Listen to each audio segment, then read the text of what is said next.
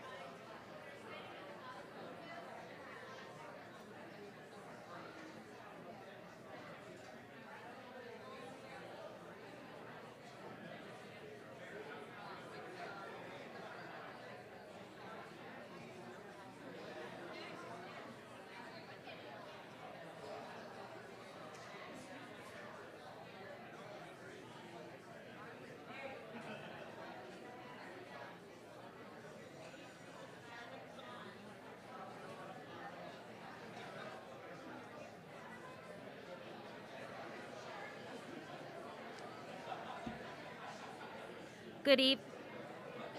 Is this on?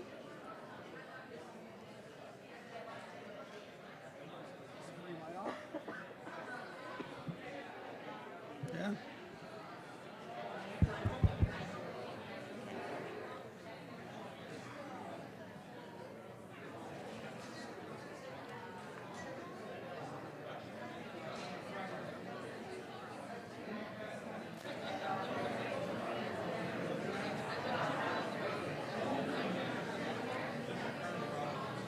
Good evening and welcome to the September 19th meeting of the Litchfield School District. I'd like to call the meeting to order and start with the Pledge of Allegiance. I pledge allegiance to the flag of the United States of America and to the republic for which it stands, one nation, under God, indivisible, with liberty and justice for all. Thank you all for coming out tonight. Our mission here tonight is to fill everyone in on our current financial situation from FY22, and then hear public comment and answer questions that anyone might have. To begin with, I'm going to turn over to Dr. Jetty and Mr. Doug Totten, our BA, to go over the financial situation.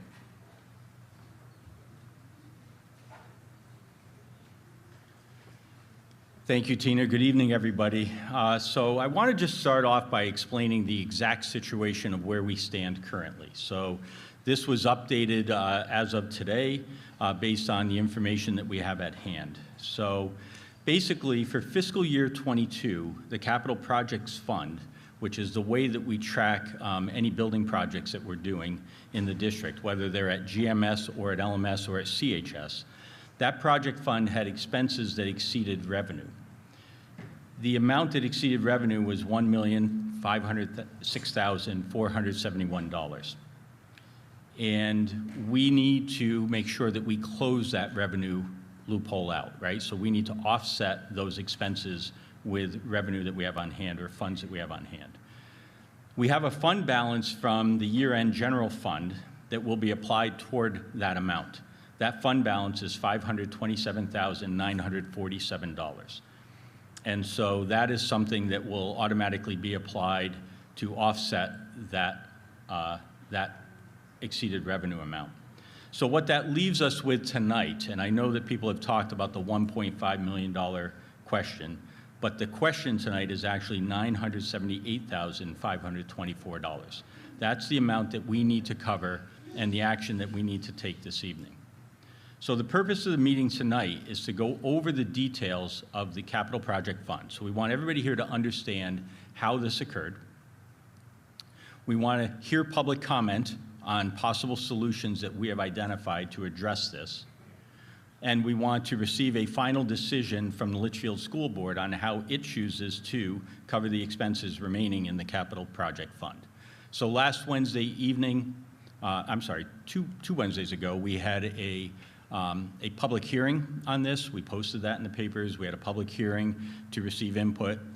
There was nobody there to comment on this, so we felt that waiting until this evening and having a meeting that was broadly advertised and the public could attend to receive comment was important.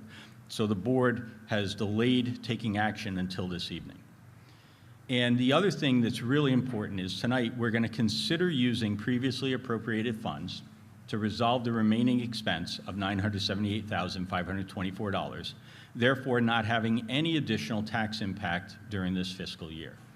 And the balance of related reserve funds is actually $979,027. So we have the funds that are in related reserve funds that we feel can be used and we are going to be recommended to use tonight. Before I turn this over to our business administrator to walk through how we got here and to give you the financial numbers, I want to take a second to explain how did we get here? What was it that occurred over the last year that caused us to have this expense exceeding revenue? And basically, we've identified two major drivers for this situation. So number one is the belief that an overspending capital projects could be carried forward year to year and paid off over time. So that was a mistaken belief. And therefore, we spent without recognizing that revenue was not matching the expenses that occurred in that fiscal year. Under that, we really did not state the total costs associated with the various projects. And that includes items such as design and development costs, in particular at the LMS project. So those costs were not incorporated in, and therefore it resulted in this overspend. But again, the belief was that the overspend could be balanced out over time. And once it was identified by our auditors and our business administrator that that would not be allowed, we immediately jumped into trying to identify how to get this gap closed. And that's what brings us to this evening. And at this point, I'm going to turn it over to Doug Totten, our new business administrator. He's going to walk everybody through a series of sheets that will outline exactly what the issue is and where the funds are short. Doug? Good evening, everyone. I wish I was meeting people, a lot of new faces for me. Wish I was meeting everyone in a different circumstance, but you'll see whether it's tonight or later on at the warrant articles or things like that. I'm always going to present in a transparent way. And to do that tonight, I also want to kind of go over some terms so that transparency can be understood as well. So tonight we're going to be talking about fiscal years, mainly fiscal year 22. Unlike a calendar year, our fiscal year kind of follows the students. It's a school. So our fiscal year starts in July and then ends in June. So again, mainly we're talking about last fiscal year, which would have ended at the end of this most current June. So other key terms are funds. So that is where some of the confusion lies. We have 4 funds which funnel into our bank account. So they are the general fund, which encompasses pretty much everything that doesn't go in the other funds. Food service fund, which is meant to be self-funding, so the revenues should match their expenses. Grants fund, so we put grants in a different fund because they have different expectations on them as well. And capital projects fund, so Dr. Jetty just kind of explained that when we have bigger projects that span multiple years or have a bigger monetary, they are the capital projects. So everything else goes into the general fund. So tonight, we're mainly going to be talking about the Capital Projects Fund. So the confusing part is that we're going to be talking about reserve funds and trust funds as well. So while those 4 other funds all flow from our bank account, the other funds are held by the trustee or by the town. So one of those funds is the Building and Repair Capital Reserve Fund. So this is what we typically call our rainy day fund. So if a boiler went and we couldn't absorb that cost within that year, we would request money from this fund. The other one is the Capital Improvement Expendable Trust Fund. So this was what was established in 2020 in hopes of the money kind of going more towards the elementary school project, whether it be a renovation or a new build. So it was written vague enough, general enough that it could be applied to any building within the school district, whether that be elementary, middle, or high school. But we will we'll say right up front that the goal was to have that be used towards the elementary school. So fiscal year '22, going for the capital projects fund at this time. We had $3,020,049.14 that was expensed that year. Yep.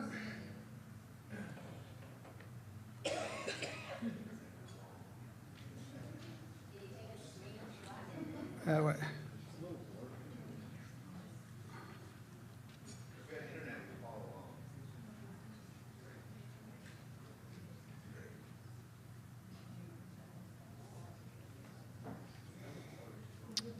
How was that? Better?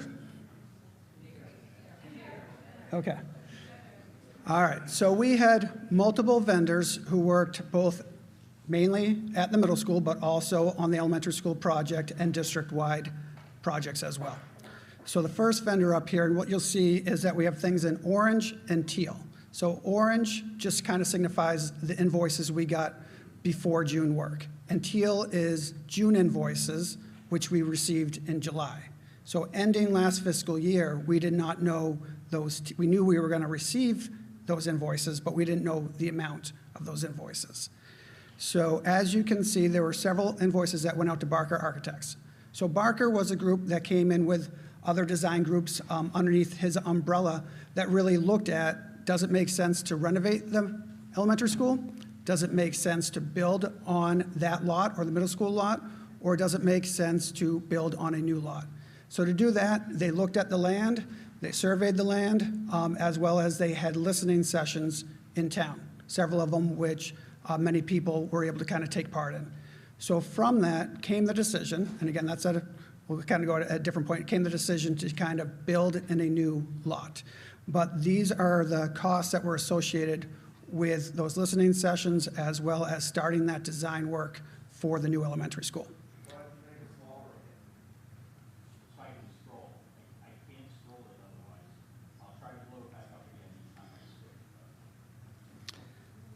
The next group go with one of the consultants. So as they look to kind of have these building projects, one which was, over $6 million, over $7 million for the middle school, as well as one that will be over $30 million if a new elementary school is built.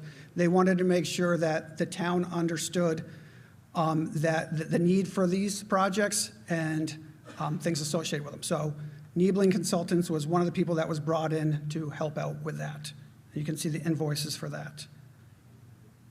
The next vendor is DDH Energy.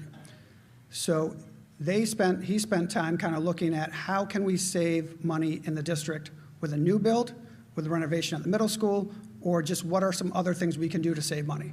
So one of the things that came from that is the lighting in the high school. So they switched from kind of your old type of lighting to LED lighting, and with that, he was the one that thought of the seed grant, which then also brought us in that $80,000. So the lighting exterior, interior at the high school has been changed. Part of that came from impact fees, part of that came from seed grant, and part of that came from an Eversource rebate, which DDH Energy kind of helped bring all together. So you can see the total for that, though, is $87,428. As we move down, with the thought of using solar to offset kind of oil and to both heat and ventilate the middle school, that came in for Introspective Energy, which would design the solar as well as a microgrid. So not just the solar, but the use of battery storage to actually give back to the grid at times of most demand, therefore saving the most money. So that work is kind of ongoing as well. And last year, there was $49,731.25 spent on that consultant. Next one, it's probably a little bit more familiar to people, North Branch Construction. So North Branch is the general contractor for the LMS project, both Phase 1 and Phase 2. So their company is doing work, as well as they are hiring the subcontractors who are doing the work as well. So again, as we look at last year, it was $2,286,335.70. Next vendor that we'll see is Resilient buildings. So they are now the commissioning agent for Phase 2 to make sure that the money that is spent is actually ends up with working products, how we expect them, as well as they've done some tests during Phase 1 as when they put in the new windows to make sure that the seal on those windows was appropriate to get the energy savings that we're looking to get. Next vendor that you'll see that keeps on going for a while, that is Windy Hill Associates. Under Windy Hill that's much of the design work, the architect, the mechanical, the engineer design that went in for the blueprints, the prints for North Branch and their subcontractors to follow. So, and Windy Hill is also kind of the owner's agent for the LMS project. So before I sign off on a bill, they go over the bill to make sure that what has been said to have been done is done. So Windy Hill, total for last year, $312,523.50. Next, I kind of group them as just kind of other. So people who have only come in like one time or people who have done a couple things for us. So one is Premier Home Inspection. So they've done some work for drone to kind of see the impact of 3A and how it leads to kind of backup on 3A during arrival and dismissal at the elementary school. Novus Engineering, who did the engineering work to kind of see, is the site, the middle school site or the elementary site, a good site to build on? Stark and Webster, we had found some land originally, and they did an evaluation on that land. The blinds, so Verticals, which did some blind work at the middle school after the new windows went in, and then Viking Control, which as we move to smarter systems, allow us to use those smarter systems remotely and other things like that. So again, all in total, those are all the invoices that were part of fiscal year 22. So from last year for the Capital Projects Fund. So if we go to tab 4, so as Dr. Jetty said, we need to match our expenses with our revenue. So again, the orange stands for kind of known revenue or expenses that occurred from July through May, and then the teal will show us the revenue and expenses that occurred in June, again, still part of fiscal year 22.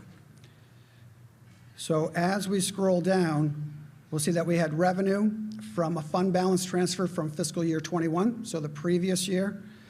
We had local sources from Eversource, impact fees, which went to reimburse HVAC expenses at the middle school, capital improvement expendable trust fund reimbursement that went to the first of those Barker invoices that you saw, as well as the thought was to do a transfer from fiscal year 22 general fund balance into the capital projects fund in the amount of $349,864. So if we looked at the revenues that were known in before June, we had $1,147,920. If you look at the expenses, they exceeded those revenues. So the expenses were $2,233,377, exceeding the revenue by $1,085,457. Then in July, which we knew, we started getting some June invoices. So as we scroll down, we can see both, again, revenue and expenses. So all of the main expenses that you see on the bottom all come from June invoices. You'll also see that $349,864, which the thought was to move that from fiscal year 22 fund balance to the capital fund, was taken back by the auditors. When they came in, they knew that they were looking at our capital improvement fund, and they decided, let's clean that up at the start, let's reverse that now. Doesn't mean that we couldn't do a general fund transfer later, but let's reverse that now to make sure that we have a clear understanding at the beginning. So that fund transfer went away at that point, and we brought in the revenue sources of ESSER 2 and ESSER 3. So this was all of ESSER 2.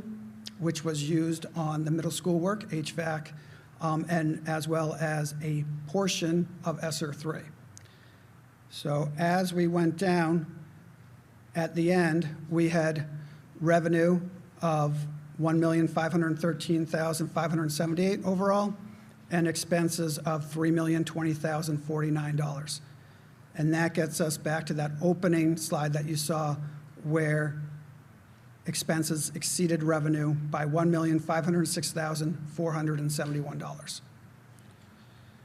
So while tonight's focus is on fiscal year 22, the other focus of tonight is to be transparent. So the projects that we're continue to be work on, are happening now in what we call fiscal year 23. And if we go to the next slide, we can see that we are currently in the hole where we do not have revenue that matches expenses this year as well. So the color coordination on this is green is vendors that should not increase or could actually go down. So North Branch, again, the main company working on the LMS project has a guaranteed maximum. And in that they have a buffer where if they don't spend all of that buffer, that gets returned to us as well. So it won't go past the maximum and it could go down. Some of them, like the yellow, we believe we have a pretty firm idea of where that's gonna be at this point. So Resilient Building, again, they are doing the commissioning work. We have that contract for that. We don't believe it should really go up from 28,000. Some of the other ones, though, will go up. Some will go up very little because there's been a lot more oversight since we kind of started this year, as well as expectation that some of this work is kind of on hold. So the work that's on hold, as you could imagine, would be the elementary school project. So until we get a good understanding of where we are now, that work has been on hold. But again, they did do some work in July and a little bit in August before it was firmly placed on hold. So some of those may go up a little bit, others should hardly go up at all, and some will go up maybe more than we want, but enough to finish phase 2. So the one that might go up the most would be Windy Hill Associates.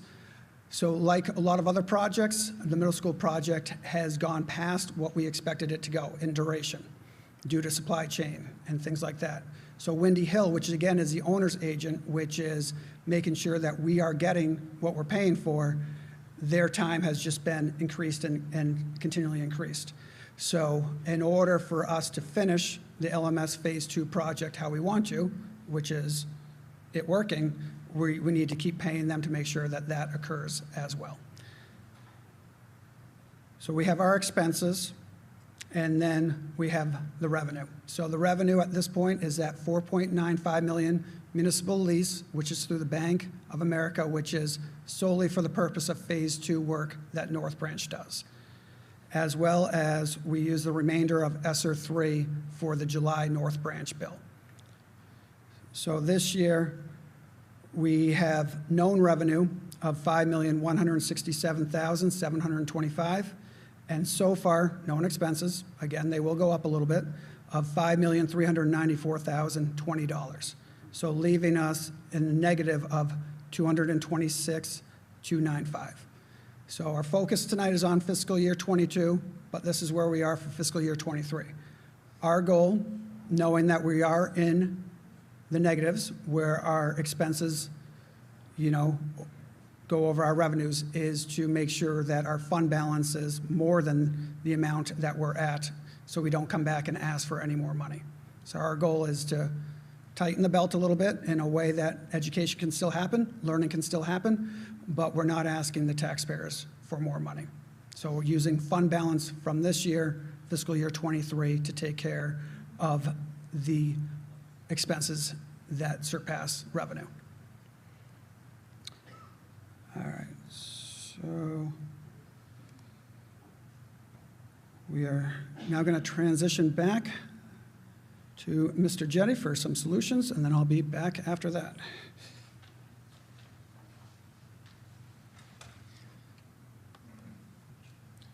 So a couple of things. So first of all, I think it's important that everybody recognize that the funds went toward fixing our schools. That's absolutely critical, right? So the very first thing when we became aware of this, we started to dig into the numbers pretty deep to make sure that we bought what we paid for what we bought, right? So we wanted to make sure that we had done that. And then it brought us to this point of how did this occur? What was the status that got us into this point? And then we shifted into problem-solving mode. Now what is it that we can do about this? And basically, working with our auditors, working with our attorney, we identified 3 possible solutions. All of them are bad. None of them are desirable, right? So we're recommending tonight the best path of the solutions that we have. And so highlighted here in green is the recommended path that we have made to the school board last meeting, and we've refined the numbers for this evening. And basically, we're recommending that we use funds that have been previously appropriated by the voters for school construction projects in order to close out this gap. How would we do that? We'll draw funds from the capital reserve account, and we'll draw funds from the building and repairs account to cover the current expenses. And we acknowledge that using our capital improvement and building and repair funds will impact future building projects. We know that. However, it will close out the current building projects. We know there is a risk that in doing so that we may not have enough available if there were to be an unexpected cost. So for example, a couple of years ago at the middle school, a culvert washed out the roadway and we had to fix the culvert. Those are the kinds of unexpected costs that we would be cutting close on by using the building and repair funds. Another example, at Griffin Memorial, the main electrical switch panel was blown out, and that cost $50,000 to repair, and cutting it close by not having that available. So we recognize that. We recognize that we're going to have to really tighten our belt and make sure that we can work within the existing budget to do what's necessary. The other 2 identified solutions are that we could wait and ask for a special school district meeting in late fall. And what we've been told is that the time period when that could likely occur would be Thanksgiving or Christmas. So not an ideal time to have a special meeting. But that is something that is available to us as an option. However, we have to petition the court for that, the Superior Court. And there's some likelihood that the court would not approve that. The court would say, you have existing funds, you need to utilize those first. So we feel that that is not a good solution because it delays the solution from taking place. The other thing is that residents would have to vote on that, on funding the deficit at that time at a special meeting if the court allowed us to hold it.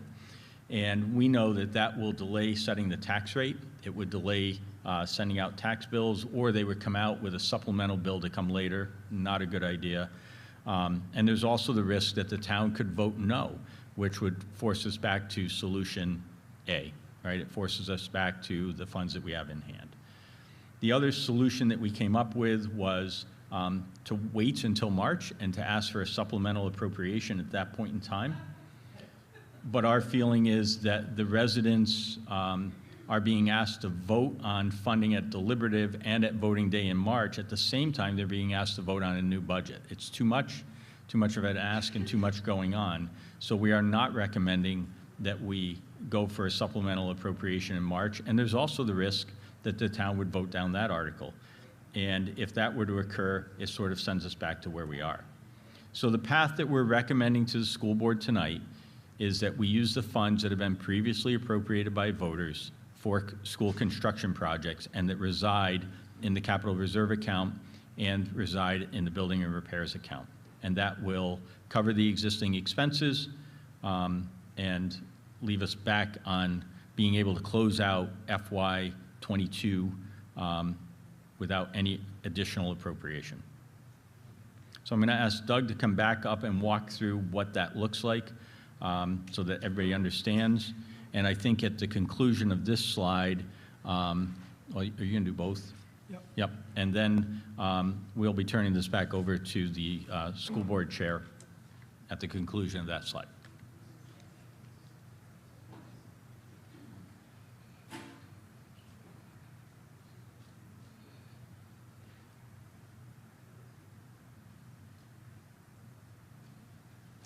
All right, so this is where we're at, that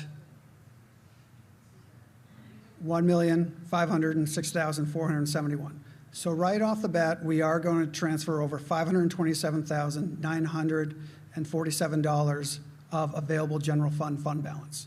So whenever the food service, which it wasn't at all, that food service actually revenues surpassed expenses this year, but if they were in the negative, we would transfer over money to that fund, just like we would transfer money over to this fund as well, the capital projects fund. So we are going to transfer that money over, which that gets us to that $978,524. So our thoughts are to use two of the trust or reserve funds, one being the capital improvements expendable trust fund, and you can see that we would recommend transferring over everything but $1, as well as the building and repairs capital reserve fund, transferring over everything but $501. So with that, that does get us to a point where the revenues and the expenses are now matched, or over by $1. So when we came into tonight, when we started kind of looking at how we were going to use funds, one thing was very important to us, and that was to be transparent and not to transfer over a lot of funds before the public knew about it. We didn't want it to look like, all right, you have this hole that you're trying to be kind of fancy with how you're getting your funds there. We have only done things that we would have, that you would found, kind of expecting to do. Using, at this point, fiscal year 23, the Bank of America lease, as well as ESSER 2 and 3. So tonight, though, is that point where, again, nothing is great, but it is those harder decisions. So as we look at the next slide, our recommendations come from the information that we have. So as you can see, the first one, which does not need a motion, that's just that's the transfer of the $527,947, comes from a fund balance which started at $938,295. Of that fund balance, there was a warrant article that was passed where $125,000 of that would go into the capital projects expendable trust fund. And there was also revenue that came in this year, unanticipated adequacy aid, that it would be going back to the taxpayers. So to offset taxes, there's $285,348. So the purpose of that was to offset taxes, and the school board never met on purpose to accept those funds, knowing that they would go back to the taxpayers. So of the $938,295, you can see part of it is going to replenish a little bit of that capital improvements expendable trust fund. $285,000 is going back to offset taxes, and the $527,947, which has been confirmed by the auditors, all these numbers have been confirmed by the auditors, would be going back, would be transferred over to increase the revenue in the capital projects fund. So the motions would be to withdraw the $619,625 from the capital improvement expendable trust fund, knowing though that again, that fund's going to go down to $1, then it will grow to $125,001 from the warrant article that was passed last year. The next part does have a couple options on it, things that may happen. So to match revenues and expenses, we would need to withdraw $358,900 from the capital reserve fund or that building and maintenance kind of rainy day fund.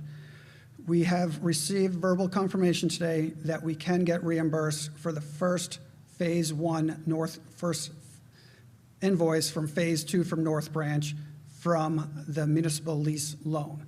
So the important factor for that is that we only want our kind of rainy day fund to go so low. The elementary school is, aged. The high school, although newer, is now 20 years, a little bit over 20 years, and some of the equipment in the high school is starting to go, including the pumps that were irrigating the field. So those got replaced last week. So we're starting to see some of the equipment age out after 20 years. So we would only want that fund to go down so much. So if we apply the first invoice for Phase 2 of North Branch with the Bank of America loan, which was going towards Phase 2, that would open up another $104,608 to be left in that fund.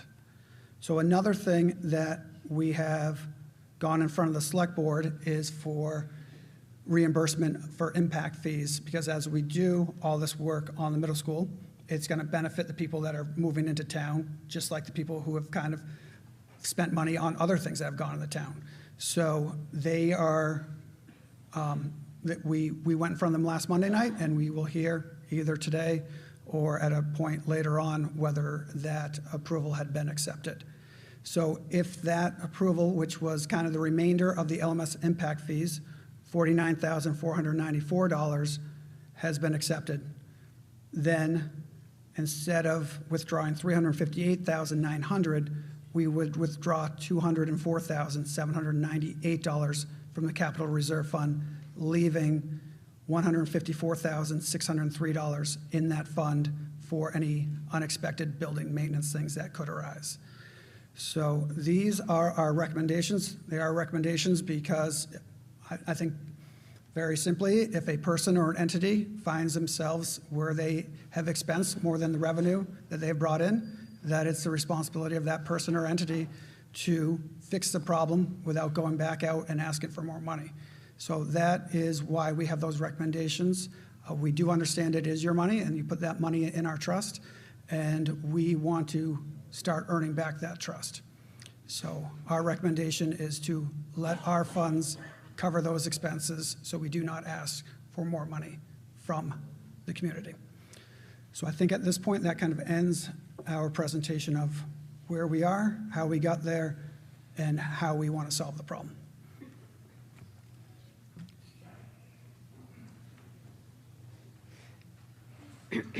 At this point, I'll open up the floor to public comment. You can come down to the microphone. Please state your name and address for the minutes. In the interest of hearing everyone who wishes to comment or ask questions, I'd like to allot each speaker 3 minutes. If there's a member of the board who could keep time for that, that would be great. Thank you. And if you run over on time, the board will be understanding, and we can allot you more time if needed. But we just ask that you keep it brief. Please limit repetitive remarks. Rather, please indicate support of a prior speaker or state support or opposition of the matter under consideration. Please maintain a respectful demeanor and refrain from personal attacks. Our purpose here is to explain the situation and take action to solve it. Further discussion regarding the root cause and safeguards to be implemented by the board in the future will occur at our meeting on Wednesday. So if you have suggestions on how we can make sure this doesn't happen again, you feel free to make those comments tonight or submit them in an email to schoolboard@litchfieldsd.org.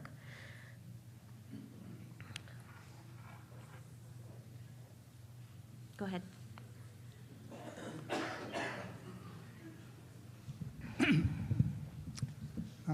Bill Spencer, 9 Cranberry Lane, Litchfield.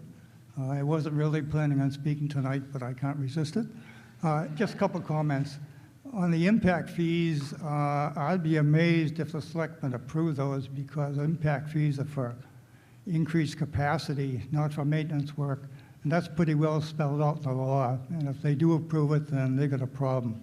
But that's beside the point. They voted it down today? Okay. Okay. So you don't have the money. As far as using the reserve funds, I think that's the right way to go. For those of you that don't know, I was on the budget committee for a good number of years when Campbell was built, when LMS was built. We went for many years without reserve funds and managed to manage. Boy, I'm shaking up here. It's been a long time since I've been before the mic. Stop it! Okay. It's not working. Okay, we'll go it this way. I think you can use the reserve funds to cover this deficit that you got into. It's a mess from what I can see. I don't fully understand what happened, but it sounds like you overspent what you had planned on spending, what the voters had agreed to, and now you got to cover that. And if that's the case, fine. I don't want to get into that. I think what you can do with the reserve funds is cover this and gradually build them up again if you have to. But if you have to go for a few years without building them up, you're going to get by. We did it in the past. You can do it in the future.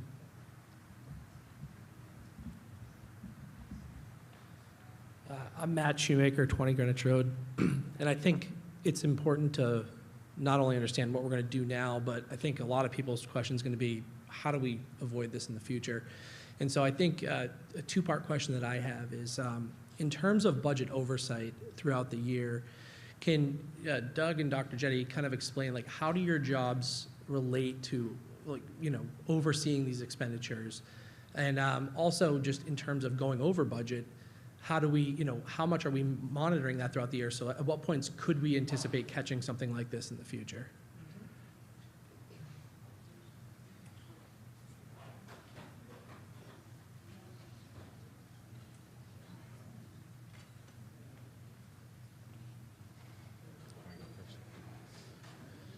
So I think a couple of general talking points. So everybody should understand that the primary responsibility for the books rests with the business administrator. That's their role. I meet throughout the week with the business administrator to review situations that have popped up, to review reports and where we are in terms of our situation financially. And then the business administrator reports to the school board. There's at least one more thorough report each month, and then there is a separate report on the other school board meeting of the month. So remember, the board meets twice a month. So those mechanisms are in place, and our goal is to really drill into the way we conduct those meetings. So the reports, Doug has already implemented some changes to the reports and the way that he will be communicating with the board in order to achieve greater clarity with exactly where we stand.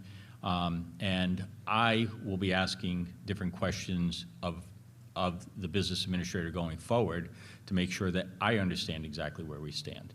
This truly comes down to a misinterpretation of the rules. So the sense was that we were able to carry this balance going forward.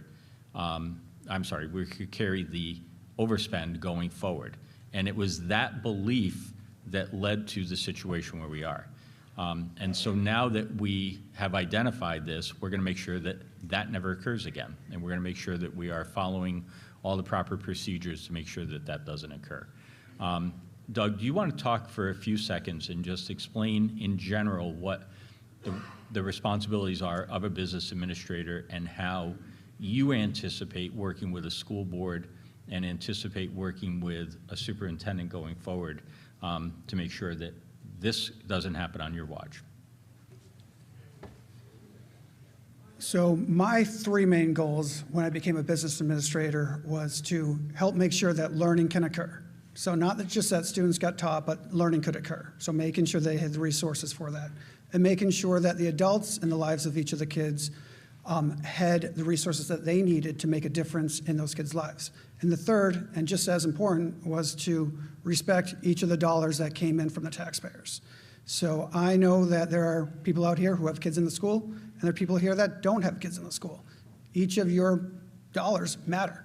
So that's kind of how I operate. So I have three things always on my mind as I work through my job each day. And I'll continue to have those through my job each day. So as I look to be transparent, again, I want to make sure that the information that I provide is understood.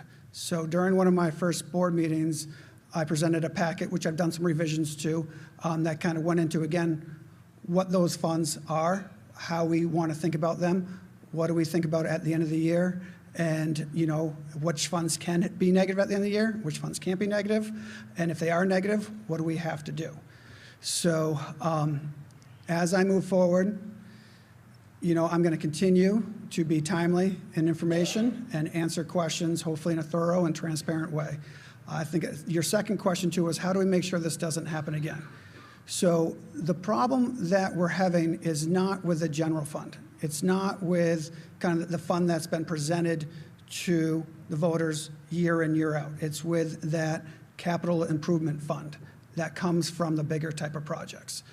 So how we're not going to have this again is when or if, we know we're kind of on hold for the elementary project, but if there was an elementary project, hopefully somewhat in the near future, then when we have that total cost, you're going to see exactly the breakdown of that. You're going to see what we're paying for the construction company, what we're paying for the architects, what we're paying for the commissioning agent, what we're paying for the clerk of the works if we have one of those. And if you don't think I have something on there, please email me, and we'll make sure that if your thought was right, that we get it on there. So I work for the town of Litchfield. If you have something that you think could benefit me in my job, please email me. That would be helpful to me.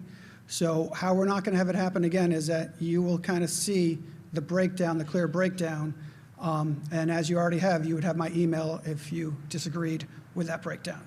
So we would do something in enough in advance where if there was feedback to it, we could change that feedback, and if we needed to, add to that cost, so at the end of the day, it was a transparent cost to the voters. One other point to clarify on that is that we've had preliminary conversations, and the board is going to be talking about this further on Wednesday at their regular meeting, about how we provide oversight to this. There's been conversation about possibly an oversight committee. I think we want to spend time also looking at the role of the budget committee and the way communication occurs between the school board and the budget committee going forward. So we probably want to just think and make sure that we understand what all those roles are, and we're utilizing all the steps that are already created, right? So if some of those steps have not been utilized in the past, we'll make sure that they are utilized going forward. So whether it's a separate oversight committee or the budget committee working in concert with the school district to make sure that we stay on top of that, that will all be discussed on Wednesday.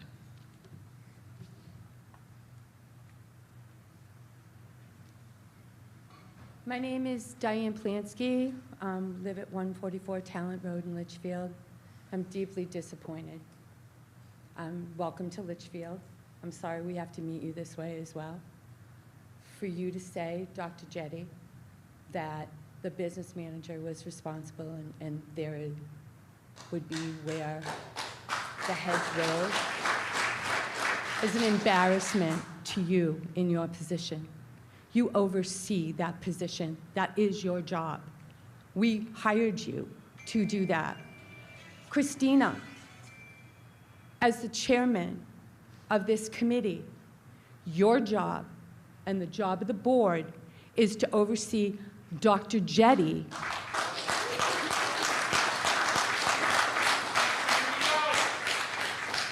I'm astounded that you dare sit before the percentage of the population that is here and say a person who is no longer here is responsible for you not knowing what's going on. That is your job, to know what's happening. The Budget Committee for years has asked you for more information. The fact that you're $800,000 over budget in the general fund, under budget rather, in the general fund, that you can now take this money and apply it to a problem, makes me very uncomfortable. And it made me uncomfortable back at deliberative session when my husband and I, as a team, both spoke to you regarding a warrant article that you wanted to pass that was looking for, lo and behold, $1.5 million. A coincidence? I don't know. But we also asked you then, where are you going to put this money? And like Bill Spencer, I'm shaken a little bit here, because at that meeting, when I said the warrant article that you want us to pass that will give you $1.5 million in funds isn't restricted by anything other than your word. How are we to believe that? Christina, trust me. Hello, people? We're here. Trust me. trust me that we're going to do with your money what we say we're going to do with your money. And all of the shells that you've put out to pay for your oversight, not the selectmen not passing the impact fees that they legally cannot, okay? That you said, if you don't pass this, we're going to have programs that are going to close. We have kids walking around saying, I can't be in a play. We're not going to be able to play sports because the administration is telling us that if the population doesn't just say, oh, you made a mistake, we'll write another check to you. That's not true, because that's what the kids are saying, and that's what has been coming out, is that the arts program is over, that the sports programs won't be funded. So whether or not they're hearing that in the schools as a part of your problem that you created, I don't know. Are they hearing it from the teachers? I don't know where they're hearing it from. Stop shrugging your shoulders. You should know. You should all know. I'm not happy. We're not happy. I'm done. I'm done. Thank you, Liz. The fact that you think he's frugal and you support him is not helping me in this. I'm not happy.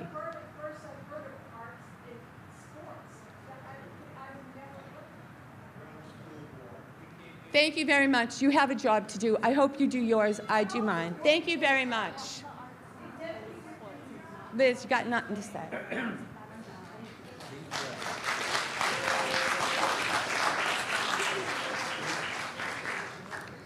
Hi, I'm Samantha McClellan. I'm at 31 Chasebrook Circle. First of all, I disagree with the previous person. Looking at the spreadsheets, going over the last meetings, it seems that this is more of a misunderstanding, like you were saying, about accounting, and how accounting, we're funding a multi-year project. So if this year we're negative and going to have to grab money from the fund, the rainy day fund, will, at the end of the project, we will have extra money? Will that happen, since the fund was supposed to be all throughout?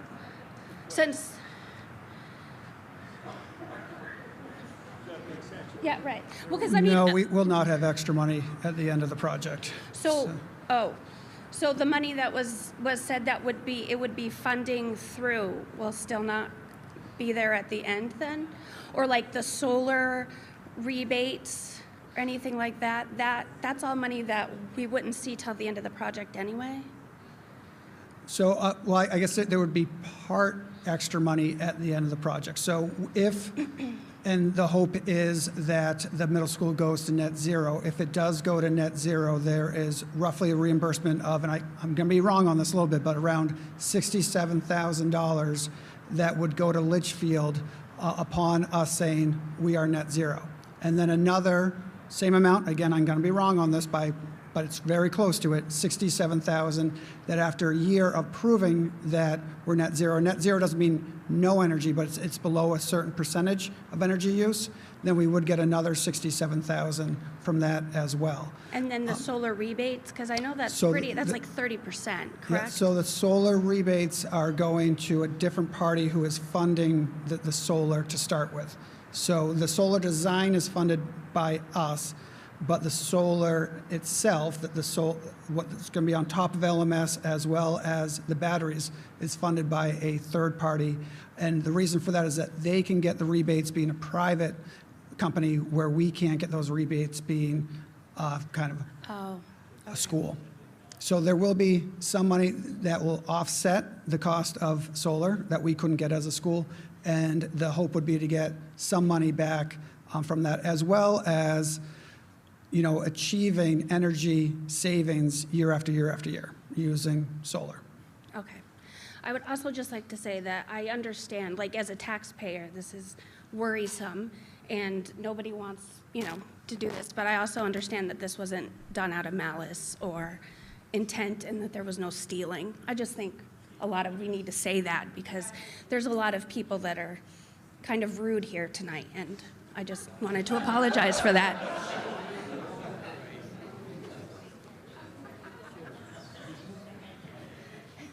Hi, Michelle. Marsha Finnegan. What? There? Can you hear me, Michelle? 147 Talent Road. Oh, I'm sorry. I did it again. Go ahead. I'll make it quick, almost. Don't worry. First of all, Diane, if you're still in the house, right on. More power. Dr. Jetty, you are the superintendent, and you're required to oversee all monies. You can't blame the new admin guy. You can't blame the guy that left. You're in charge of that money.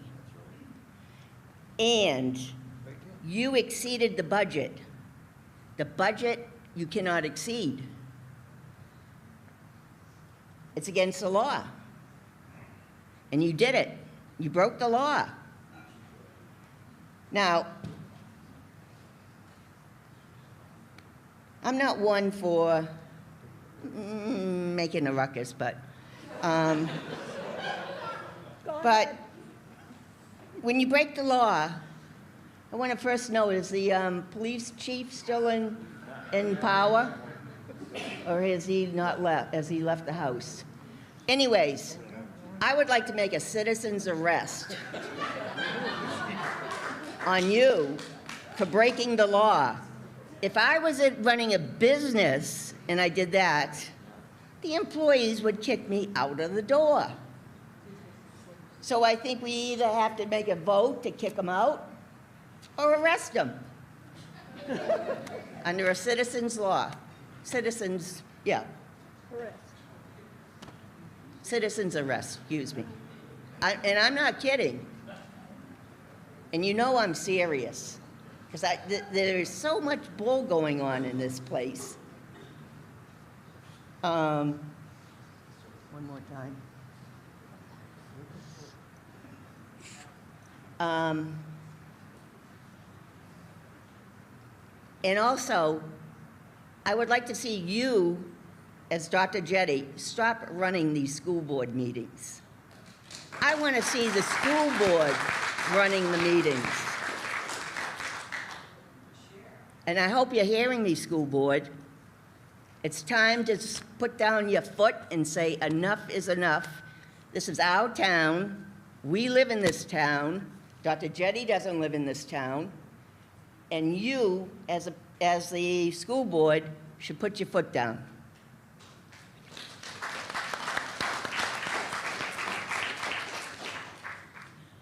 Hi, I'm Marian Godzik, and I live on Robin Ave. Can I ask what the projects are that is going on now? Because I had no idea there were so many school projects going on. Is there a list I can get or whatever? The second question I have is, when did the school board become aware of this deficit? Because in my home budget, if I write a check or I withdraw a certain amount of money from the bank that I don't have, first the bank's gonna say, you don't have enough funds, or the check isn't gonna clear. And this obviously isn't something that just happened within the past 3 weeks.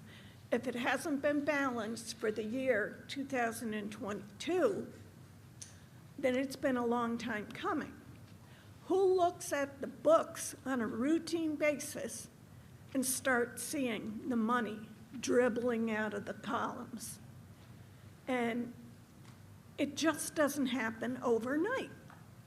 It has to have been noticed somewhere or by somebody, and somebody should have said, wait a minute, let's stop some of these projects here because we don't have the ability to pay for it. You know, and in my mind, any school that needed to be redone first would have been Griffin Memorial because it's almost older than dirt. Thank you. I went there.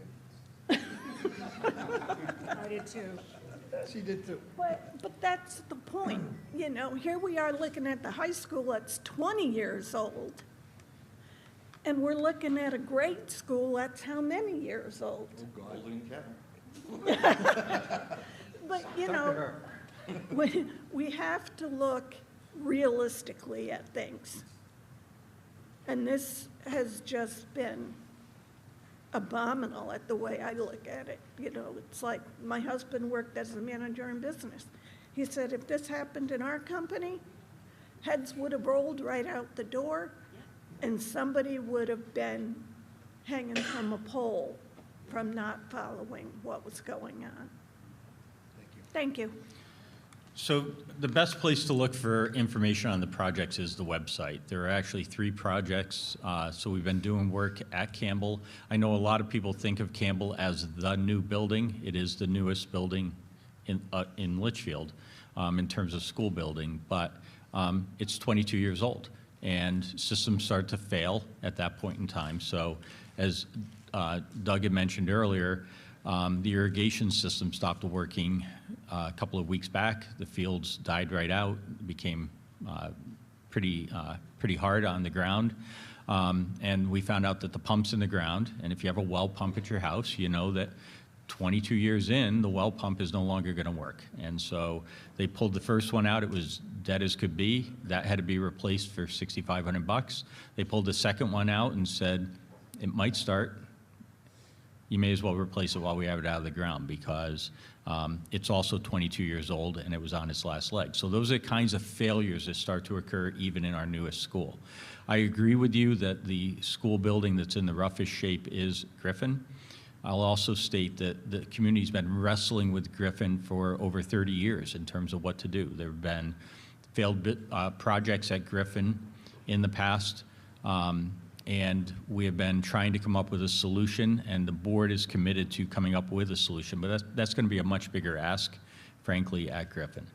The middle school, which was 40 years old, also needed repairs and maintenance, and the HVAC system had completely failed at the building, and we needed to take action in order to get that up to speed, and that was really highlighted by the pandemic. We knew that fresh air in the middle of an airborne illness was important, so we undertook that project. If you go to the website, you'll find that there's information on the project at Griffin, there's information on the project at the middle school, and there's information on what we've done here at the high school. And the board has strategically selected long-term objectives like energy savings to help pay for some of this. So our feeling is that if we could be responsible with the taxpayers and reduce the amount of money that we're spending out, especially with increasing price of fuel oil, increasing price of electricity, that if we can come up with ways to better utilize those dollars and then take the savings and put them back into reinvesting in the schools, that's the best course of action. So that's the path that we've been trying to follow with that. And honestly, it's at the end of the day, this is all about fixing schools so that our children, your children, have the ability to attend school in an environment that is comfortable and that is conducive to learning. And that's what we've been trying to do.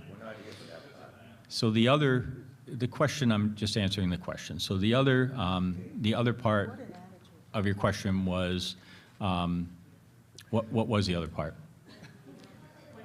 When did we know? So when I think the first awareness of this was limited, and it was in April, and it was when the board learned that there was a deficit that was pointed at as an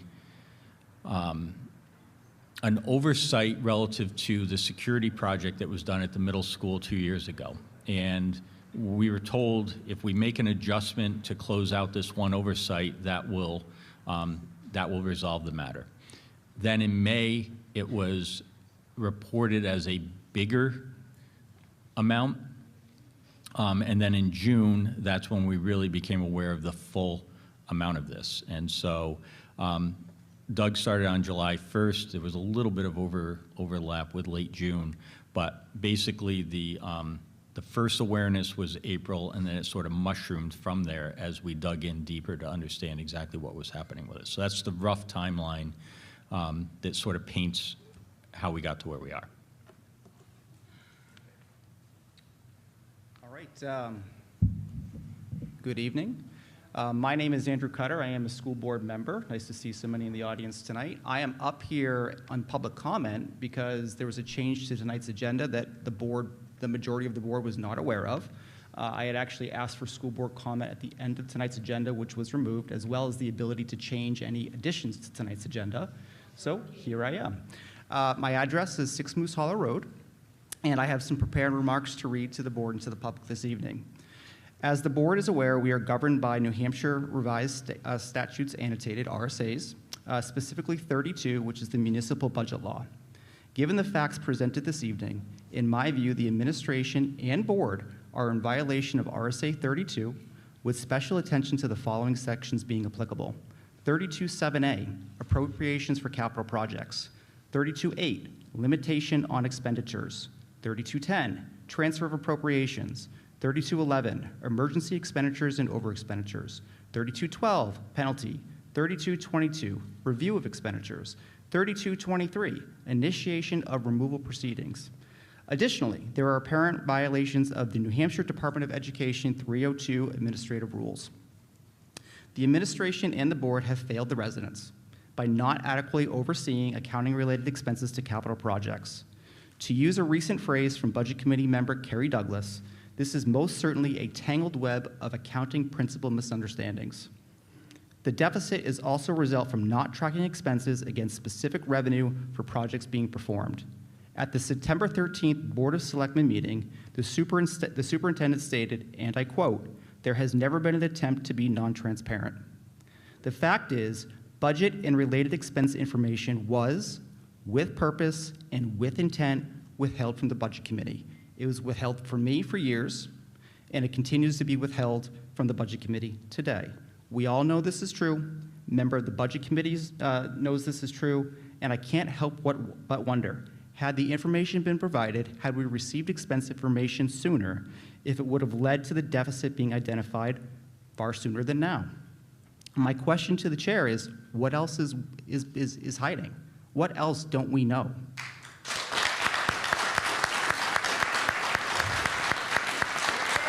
As a board,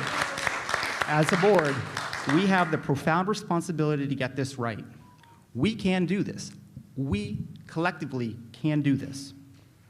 Our children, our district employees, and our fellow townspeople are counting on the board to be that effective governing body, to ensure our children are offered a world-class education, to provide an opportunity for growth, to create a positive and inclusive culture that rewards our district employees and allows for long-term careers.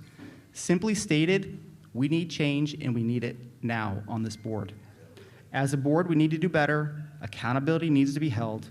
With this, I'm publicly asking for the chair to resign, effective immediately from the board.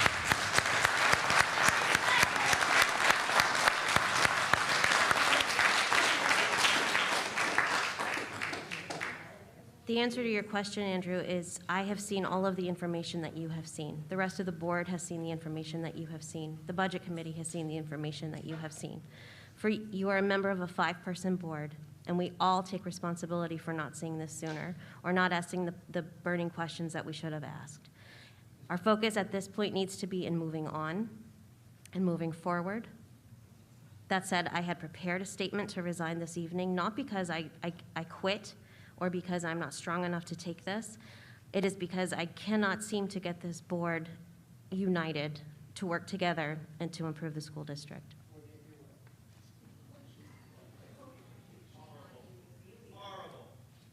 Gail Barringer, 398 Charles Bancroft Highway. I recently sent a letter to you, to the board, and to all of the select persons, and I have it here tonight, and instead of reading it, I'd like to have you enter it into the formal correspondence record. I want to share with you that I'm a lifelong resident of Litchfield. My grandmother obtained with her cousins the land for the Griffin Memorial School addition and the land that the middle school is built on. And when the school district needed land for Campbell, some of that land was sold so that the land could be bought on Albuquerque to build the high school. Okay, that's my history. But I really want to get pragmatic here because I worked as the director of special education for 26 years in Nashua. I worked with 2 superintendents. Those 2 superintendents, one at a time, each had 2 assistant superintendents and 1 business administrator. The superintendent met with his team regularly, and I mean at least every 2 weeks. We knew as department heads, as principals, as people working in the district, that we needed to have our monthly figures, our ducks in a row, and always, always we went prepared. The superintendent in each instance in those 26 years was the chief operating officer. He was in charge, everyone knew he was in charge, and there were never any issues. In that period of time, there were 7 new schools constructed and 12 schools renovated, and there was never a problem. So I'm nonplussed as an old, longtime resident of this town, and I have family that have dedicated their time to this time. My grandmother was on the school board. I cannot believe that we are finding ourselves in this situation. And I hope in the future, a superintendent will really take charge and provide oversight. Thank you.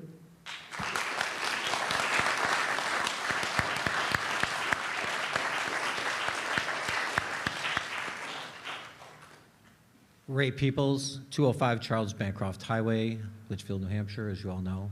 First, I'd like to say my heart bleeds for all you guys. You're citizen volunteers, and you're in one hell of a spot. Serving a couple of terms on the Budget Committee and a couple of terms on the Selectmen and many years on the Planning Board, I would never want to find myself in your position. That being said, ultimately, your responsibility is to lead, and you're all trying to do that best you can. I understand that, but you put somebody in charge of this district whose sole purpose and job is to make sure this thing runs right. I was going to talk about RS 32 and RSA 32, but Andrew stole my thunder on that. Ultimately, I would like to talk about one other clause in a contract, and that's the contract that Dr. Jetty has with the Litchfield School District. There is a clause in there for incompetence to remove him from his job without further problems to the board. I would state, he being the manager, to let this business agent make this mistake in a state where everyone, even the citizens, know that a balanced budget is a requirement and you can only spend the money appropriated. I think the school board needs to take action on that tonight. How you reassemble the board after Tina's resignation is up to you, but this is your time to lead, and lead with honor and dignity. And thank you for your service.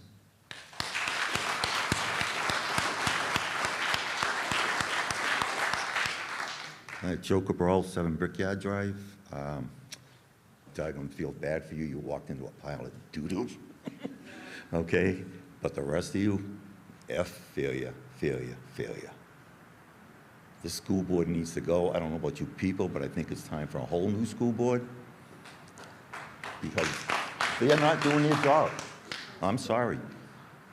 You're not doing your jobs, especially the superintendent. I'm sorry. If I had to have a balanced thing at the end of the month in my stupid machine shop. If we went over, we were getting crucified upstairs. To me right now, I think he's got it right. He should be leaving. That's all I've got to say.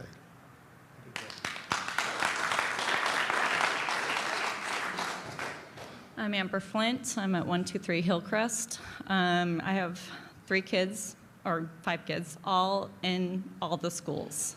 So I am super invested. I did not vote for the LMS project because I was in the middle of my own building project at my own personal house. And we knew what was coming with this project. We knew with our own project, it was going to cost way, way more. We need to have the foresight to see what is happening around in the community to know that this project was going to be a lot more. Our project was triple what it should have been because of COVID and the expenses that pushed the entire well, at least the United States in building supplies and those type of construction projects. I say that we do use the rainy day funds. Thank you for coming up with a solution for that. And thank you for not asking the taxpayers to cover up or to spend more of their money to help with the problem of the overspend because of the construction project. My question is, though, for you guys, will the arts be cut? Will the sports be cut? Will anything be cut? Because my kids live for the arts. So I want to address that question. The comment was made earlier by Diane. At no time have we talked about making cuts to any of the programs. When our administrative team, and they're all here in the back of the room, when we first met to begin discussing how this year was going to be different, we made it crystal clear that we have a budget that's been approved by the voters, that we have to tighten our belts within that, but cutting experiences for children is not the way to get this done. And so you ask about leadership, I've made that clear with our team that that's not to happen. If there are people that are saying that that's what's going to occur, that's unfortunate that they're choosing to use the children as a wedge, because that's not what I want. My kids have not heard that. And I'm glad to hear that, because this is the first I heard it tonight was when Diane made the comment. And I can promise you, and I'm looking, we've got plenty of people in the room that are on the administrative team, and we have made it clear that that is not the way that we're going to get this done. You're not going to solve this problem on pencils and erasers and a club stipend. That's not how to do this. And so I'm disappointed to hear that, and I can assure you that that's not what I am expecting going forward. Thank Doug, you had a comment? I just wanted to make sure that is said. So thank you. That's all. So along with kind of rising building costs, what we all know in this community and the state is that there's an unemployment problem. So part of why we've had such a fund balance and why other schools have had such a fund balance is that we can't hire every position.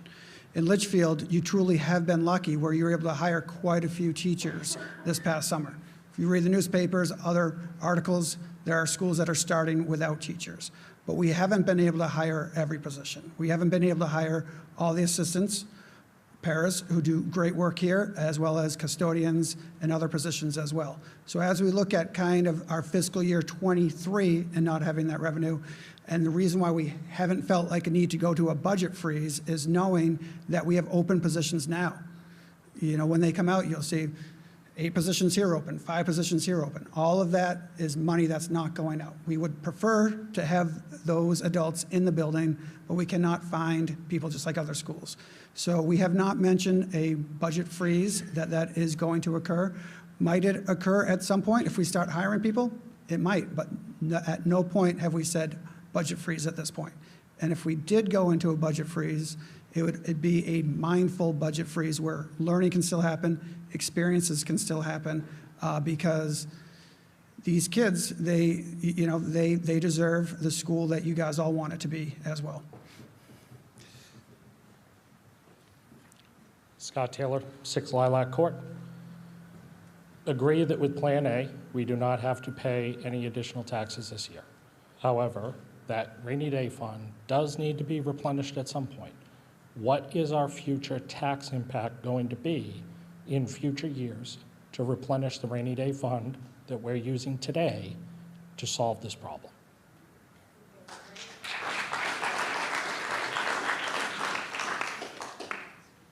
So a lot of the warrant articles that go into putting money into the expendable trust funds or the reserve funds talk about unassigned fund balances or fund balances. So if there's money left over at the end of the year, that money can be transferred over. So, but again, knowing that the full scope of things, if the money's being transferred over, it's not going back in taxes as to offset taxes. So there wouldn't be any additional for that year, but it wouldn't offset taxes. As far as the exact amount, I'm not quite sure, because we would have to come up with a warrant article, kind of hearing from the public as far as if we end up with 100, whatever we end up with, 150 or whatever it is, thousand in the rainy day fund, is that enough? Or do we want more? And if that is the case, that would go on the warrant article, and then the town would decide at that point whether they wanted to approve that warrant article or not. One quick follow-up question, please, Mr. Jetty, while Doug's at the microphone. What would you expect an estimated for the amount that you're taking out of the rainy day fund, how much would that typically translate in terms of a tax rate? Ballpark.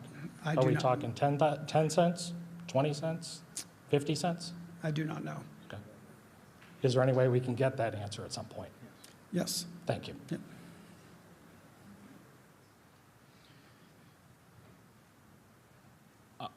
I think the key thing that I wanted to elaborate on Doug's answer to that is that we take it on a case-by-case basis depending on the year. And so we look at what the overall budget ask is, and the board really tries to be mindful of the impact on taxpayers, right? So if you look at last year, we came in with a very, very lean, tight budget because we had a collective bargaining agreement. We had 2 collective bargaining agreements that we felt investing in our people took a priority, and we wanted to make sure that we were able to have a budget that would accomplish that. There was money, the $125,000 that was set aside was intended to be additional money toward the GMS project because that's a high priority of the school board and a high priority of the town. And so in developing the budget, we look at what the overall ask is. So when you ask me how it will be replenished, it's going to depend year by year as to what is on that budget and what we feel that the taxpayers are able to support when it goes to the polls, because the worst case is you have too big of an ask and everything gets voted down, right? And so if that occurs, then we don't make any forward motion. So we are always mindful of trying to be cautious in the amounts that we ask for on there so that it is something the voters can overall support. And I think you hit the nail on the head, Dr. Jetty, where you said that, yes, the budget has been lean the last couple of years. So that's my concern, is that there is not going to be a surplus because of a higher budget than expected, or a higher revenue than expected, that all of a sudden, okay, well, we can make up for it that way. My concern is that your area is so thin right now between actuals versus revenue that there is going to need to be an ask, maybe in terms of a budget then, of we need an additional $500,000 in the budget to replace the rainy day fund. That's my concern. Yes. And I just want to know when, at some point, I have to pay. There's no way it's going to just resolve itself over time. And that was my point of my question. And I think you're spot on. One of the things that worries us in looking at, when we talk about tightening the belt this year so that we can identify savings in the current fiscal year, we know that as a budget committee member, that that's a tight budget. We came in with a tight budget, so it's not going to be a simple task. It doesn't mean we're not up for it, and we're going to have to do our best within it, but you're absolutely right. I don't foresee the town ever supporting a $500,000 warrant article to replenish these funds. That's not going to happen. We know that. So we're going to have to be very mindful and cautious in the way that we try to replenish in order to get that back. But that'll all be decisions of the board going forward, because remember, they set the final warrant articles. And so you can bet that they pay very close attention to those questions. Thank you very much. Oh. One point, Mr. Taylor. I had asked the administration, we have a vote coming up, right, on what the recommended option that the board's going to take. One of the options is to drain the reserve accounts, as we're discussing. I had mentioned to the superintendent and to the business administrator that I am not comfortable clearing out our rainy day fund, right? There's too much risk. However,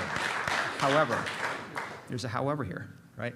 And that however is, if we can identify dollar for dollar in our current operating budget of FY23, tell me exactly where it is in our budget, we can earmark it and put it aside. So at the end of fiscal year 23, I can encumber it and put it dollar for dollar back in that account. That is the only way I'll approve depleting that account. Thank you. You're welcome. Hi, Paula Isbicki, 3 Coco Kia Circle. First of all, I want to say thank you for the time and effort that everybody put into this, because dealing with a mistake like that is quite daunting.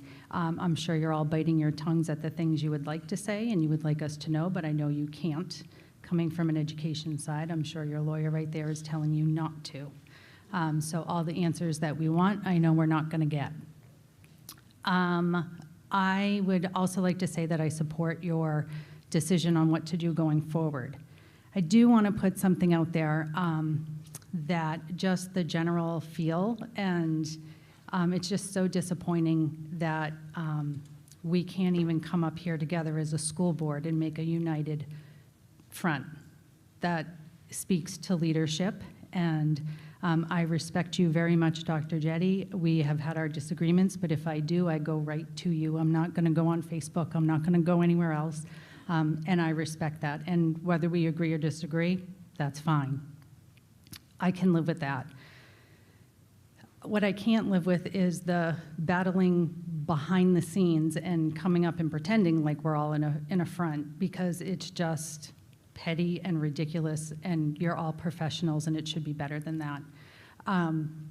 There was a manifest that was signed in May of '22, which I think every single school board member here except one signed. Who didn't sign it? Was that you? I thought it was Tina. Okay, so, right, but what I'm saying is that manifest, I know somebody didn't sign it. I don't know who, but there was a manifest that was signed.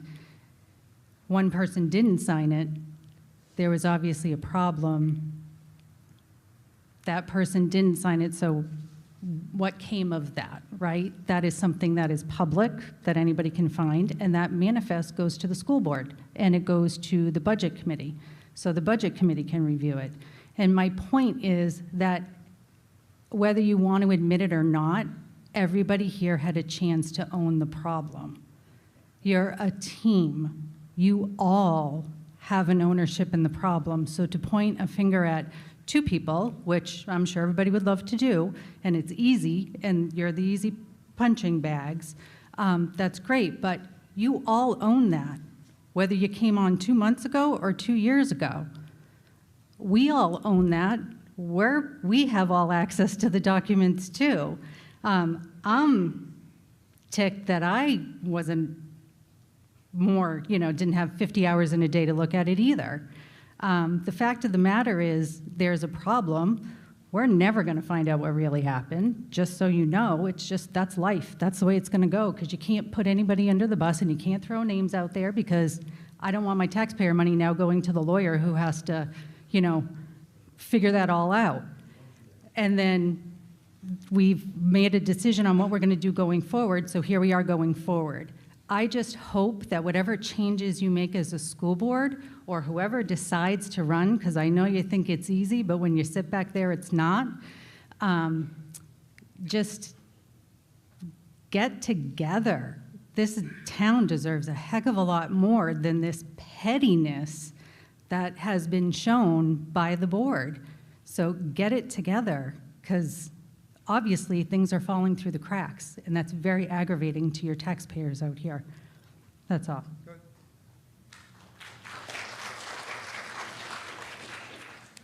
Hi, Carrie Piccone, 8 Lund Street.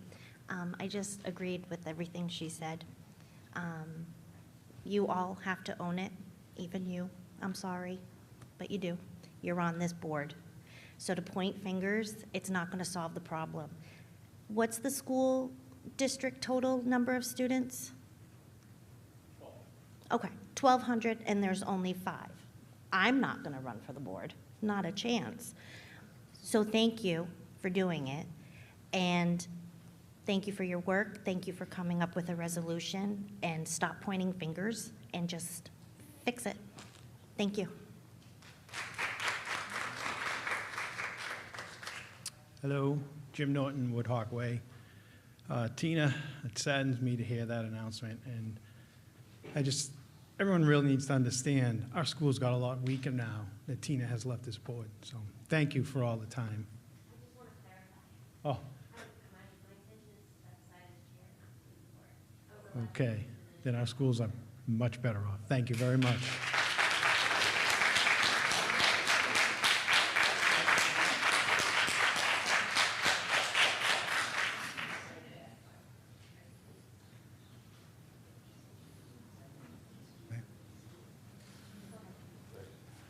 Sir, my name is Greg Richardson, 14 Mike Lane.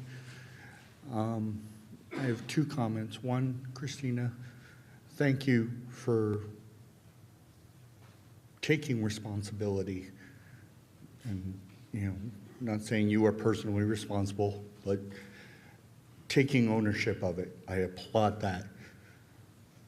I think others need to join you in that, whether they resign, step down, or just own it and work to be better. Part two, Mr. Business Director or Administrator, you mentioned that some work is still ongoing, costs will continue to be incurred. Can we stop the work in progress, put it in a safe condition, put it in a known condition, and stop it? Stop the expense, get it under control. We have to fix the problem we have. I get it, we have to do that, right? And that's going to be unpleasant and unfortunate. But let's at least stop it until we know what's going on and can vote on it or come up with a plan, recovery plan. It made me uneasy to hear a version of keep on marching. And if you could address that, I would appreciate hearing that. Thank you. So what we're trying to do, so first of all, the LMS projects, we have absolutely stopped making headway on those, right? So we're not, I'm sorry, the GMS.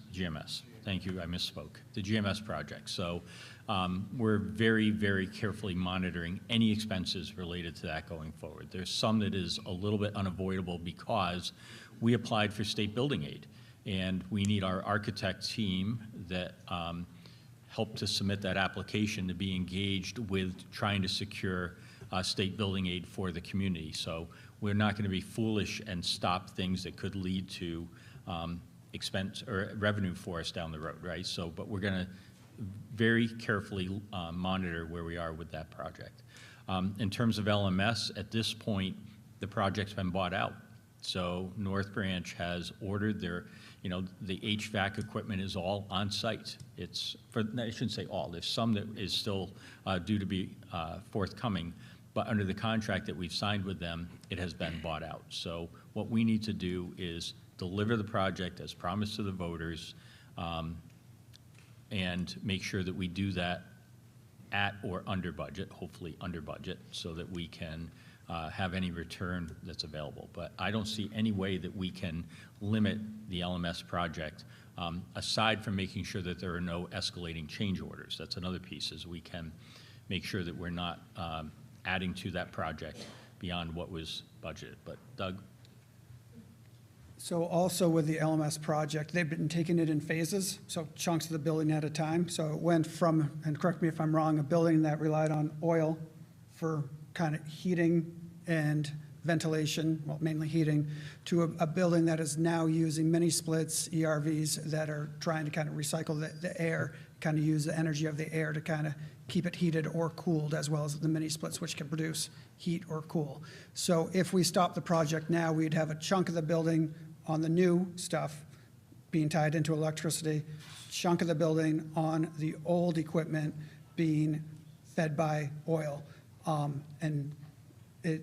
So it does make sense to continue the project at this time, even though people might not want to hear that. And I would be for it too. If we could pause it, if there was a logical way to pause it, that would be good. But where we're at right now doesn't appear to be a good time to pause it.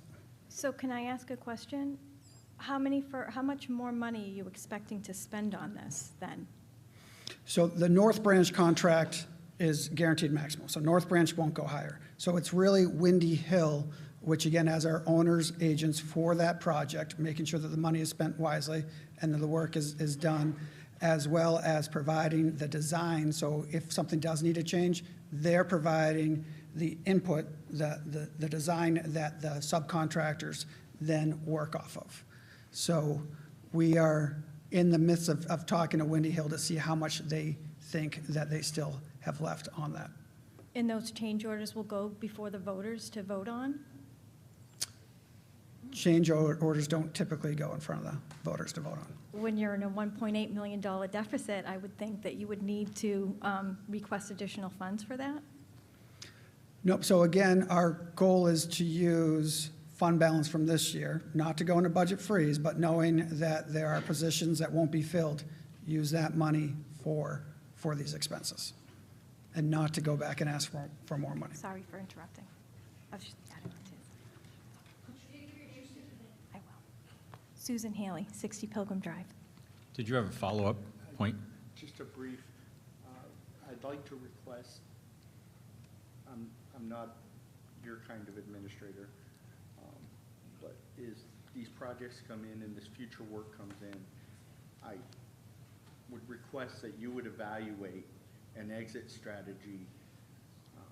I'm going to use the analogy, if I start an electric project on my house and I realize it's going to blow my budget, I'm going to pick part of it and finish that and wait on the rest until later, and I'm going to pick a cutoff point and an exit strategy that I have a functional house, maybe not everything I want, and I would ask, please, look at that and consider that option.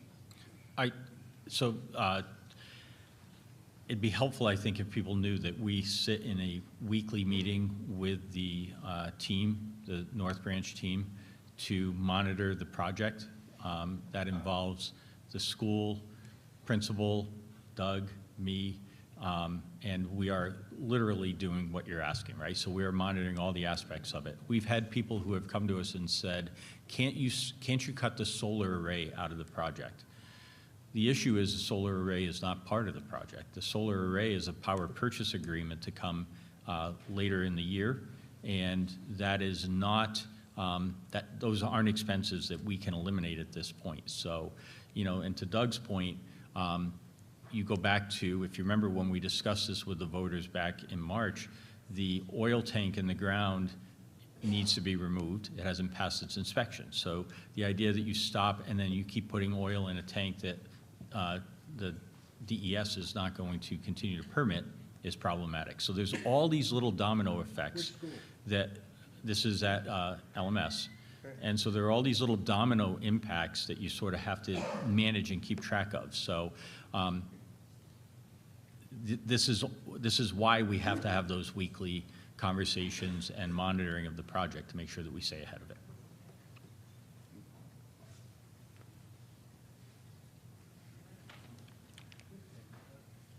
Hey, Neil Gasper.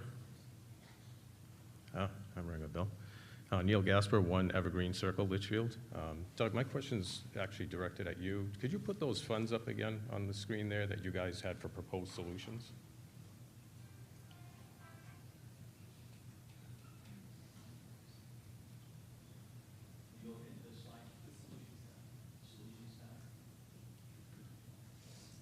Yeah, that's the one. So, or any one of those, if I'm understanding correctly, one of those is drawing from a warrant article that was voted on in a warrant article? Huh? It's a first column? Okay. And that warrant article is warrant article 7? So my reading of the warrant article is, when I watched the school board meeting, you guys said, the purpose of the funding, the study, planning and costs, new construction renovation. However, the article explanation says the district intends to use the money in this fund to complete the planning of a new building. That's not existing costs are going to the middle school. This is a new building, and if any funds are left over, they will remain in the fund to go towards other building projects. This amount is consistent with the capital plan adopted by the town of Litchfield in September 2020. Because this will be funded from remaining funds, if any, at the end of the school year, this article has no tax impact. This here clearly says to me what the intent of the district was. In fact, it explicitly states it. The intent of this is for the new building. Therefore, I would argue that that's off the table in terms of drawing funds from there. So you're absolutely right about our writing of how we intended at that moment in time to use those funds. Well, Because- Dr. Jetty, one moment, please. Let- With all due respect, that was the intent that the voters voted on. Understood. Okay. But that's not what's in. But that's not what's in the actual warrant article, right? So that's the description. This is a document put out by the town, Dr. Jetty, when we voted on it. I absolutely accept that. I agree with you. What I'm saying is that when the fund got created and what the intent of it was, the language that's in the allowable use does not include that intent language. And so none of us remember I said that we had three terrible choices? None of us like that the green choice is utilizing those funds because that was not our intent. Well, however, given where we are with the overall situation, that's the pathway that leads us out of it. But Dr. Jetty, this is what the voters voted on. I don't know what you're saying, but this is what the voters saw before they cast their vote. Am I correct? Well, No? I'm not seeing what you have, but Okay. is it the voter guide? So in researching the options, I went back I made to an informed vote, so. Is that from 2020? Is that from 2020 or 2022? All I'm suggesting, you guys, is we have legal, if I can make a suggestion, guys, I would suggest we have legal, Board of Selectmen, and the Budget Committee, and the school board review that, because the last thing we want to see here is us to have a lawsuit on our hand by one or more of the citizens of the community. That's, If I may. that's my intent on bringing this over. No, I appreciate that. Not to necessarily shoot holes through it, I'm saying we're opening ourselves up to. There's not enough microphones, so I'm going to speak to you very closely. I apologize for that. All right. I actually raised this, the board talked about this at a meeting, 2-3 times ago? Or 2-3 Yes. weeks ago? Yeah. And we have legal counsel with us this evening. And my understanding is that you're right. It's against the will of the voter, for sure, in my opinion. However, legally, the way it's written, we do have the ability to draw it. Does it make it right? For the board to decide. I would agree 100%. Legally with and that. technically, we can. I would agree 100% with that, so. And So that's is the it- only so point is it that. the right thing to do? And that's the only point that I'm trying to make, that when the article explanation, so this is our attempt to explain to the voters what because sometimes when you read the language of a warrant article, DRA writes it in certain legalese, right? And so it can be a little bit confusing. And so we're trying to say, this is what our intent is. And we put that in writing. You're absolutely right. That was our intent at that time. Now that we're in this situation, the way the warrant article was written and the way the fund was initially established back in 2020, it is an allowed expense, as our attorneys have weighed in on. And Right, so we don't like it. Yeah. We do not like it. We know, and I acknowledged in this presentation, that it's going to delay some of the future projects for us. We don't like that either, because we still have an elementary school that needs to be addressed. So I've heard you say all of this, and I think the board has heard it. Ultimately, they'll have to make a decision on the vote that they make tonight. Thank you for your time. Right?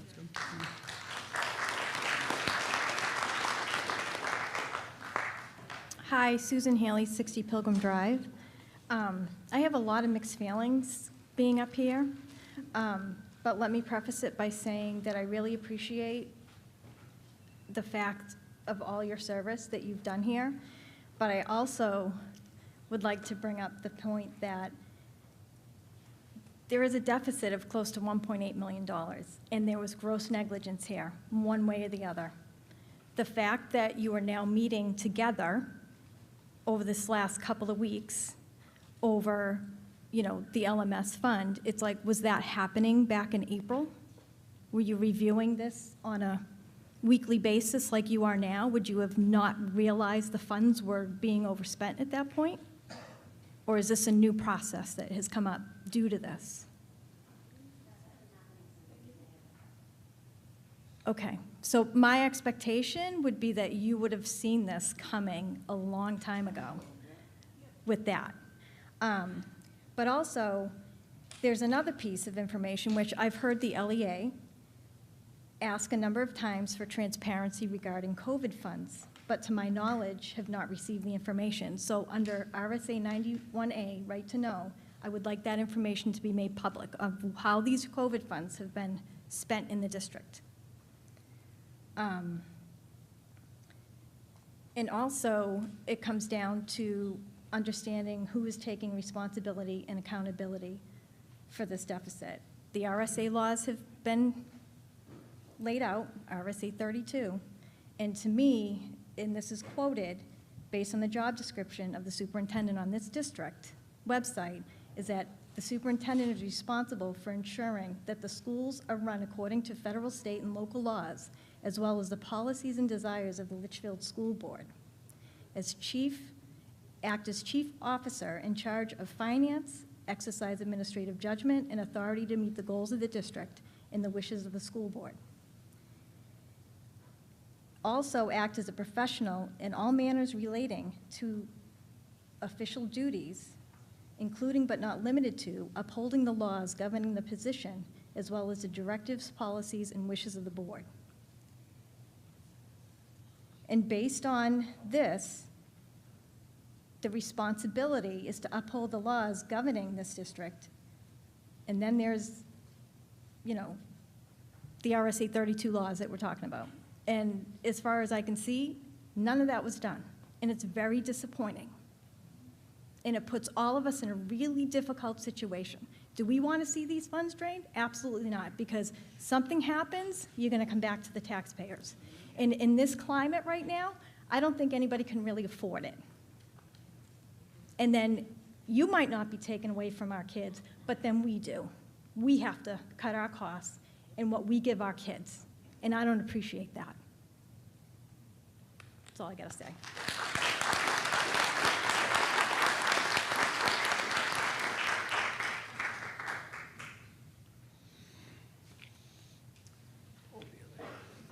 Susan, I just want to address, you called them COVID funds. They were reflected on there as ESSER funds. There were 3 rounds of ESSER funds that the district received, commonly called ESSER 1, 2, and 3. There were other abbreviations that only the federal government could come up with. But essentially, all of the funds that we received, minus 20% of ESSER 3 that we retained, and the 20% in the law had to go toward learning gaps. So that 20% was used for summer school expenses, a little bit this past summer, and is available to us in the future. So we are using the 20% for closing learning gaps. The rest of the funds all went into basically ventilation work. Our feeling was that the ventilation systems in all 3 schools needed to be repaired, and why not utilize the funds that we have to address that? So to answer the question, and we have answered the question in the past, it's all for ventilation improvement in our school buildings. Thank you. Elizabeth McDonald, I'm on the school board, and I'm also a taxpayer in town. I'm standing here to tell you we're sorry. We're sorry this happened. I was unaware of it. I did not know. I'm only as good as the information I get. Name calling and bashing people in public is hurtful and wrong. As a board, we strive to do the right thing. We're on the board because we care about the education of our children. Do I want to miss my son's senior game under the lights on Wednesday night? No, but guess what? I have a school board meeting, and I guess we're going to elect a new chair. I thought I could make a difference.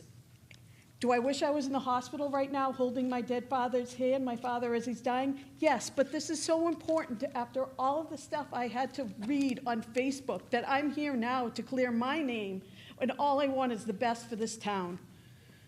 I promise you I will resign at the end of my term, and any one of you in this room, please feel free to run for the school board because it's not as easy as you all think it is.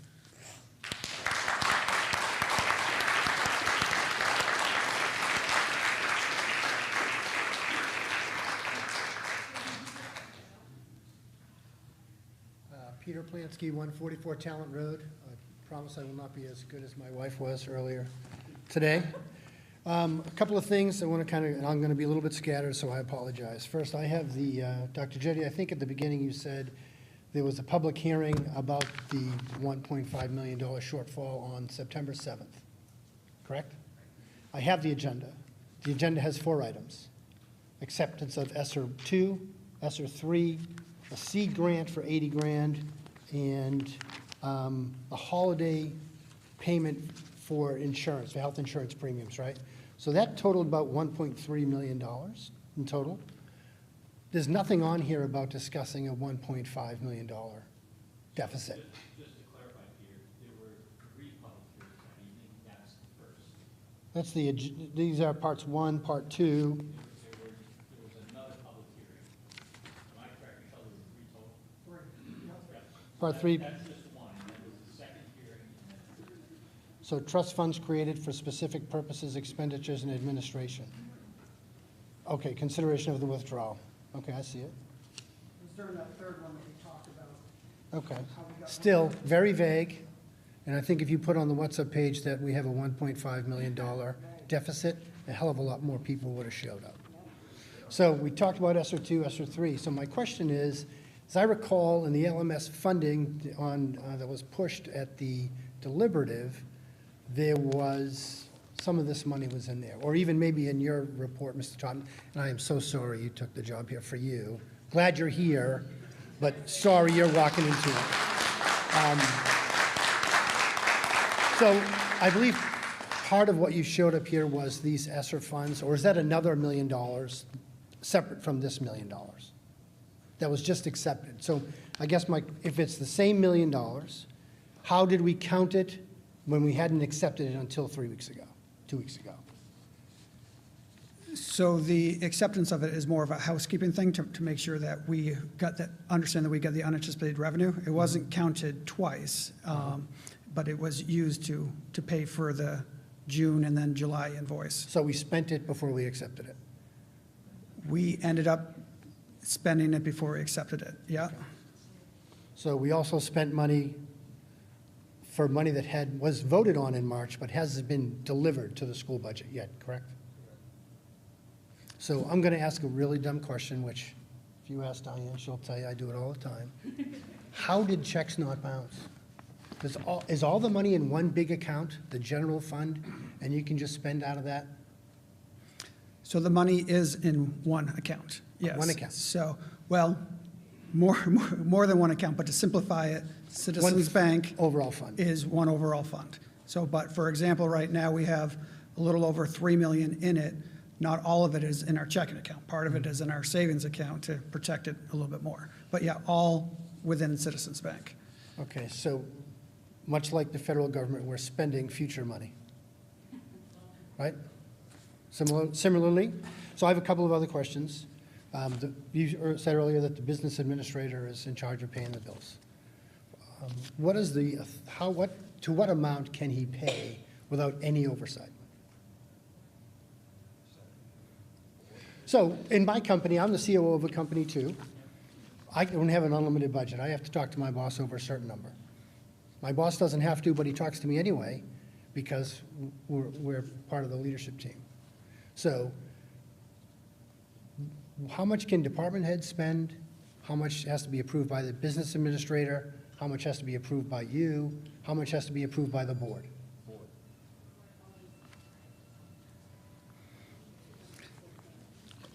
Okay, so Tina said the board always authorizes all the payments. So how do we not know we spent $1.5 million over the budget? Well, so to answer the cash flow question, which is what I think you're getting at. So the schools, the department heads, they put a requisition in for money that's within their budget. Then that gets approved for expenditure by the business administrator. So that's the initial piece.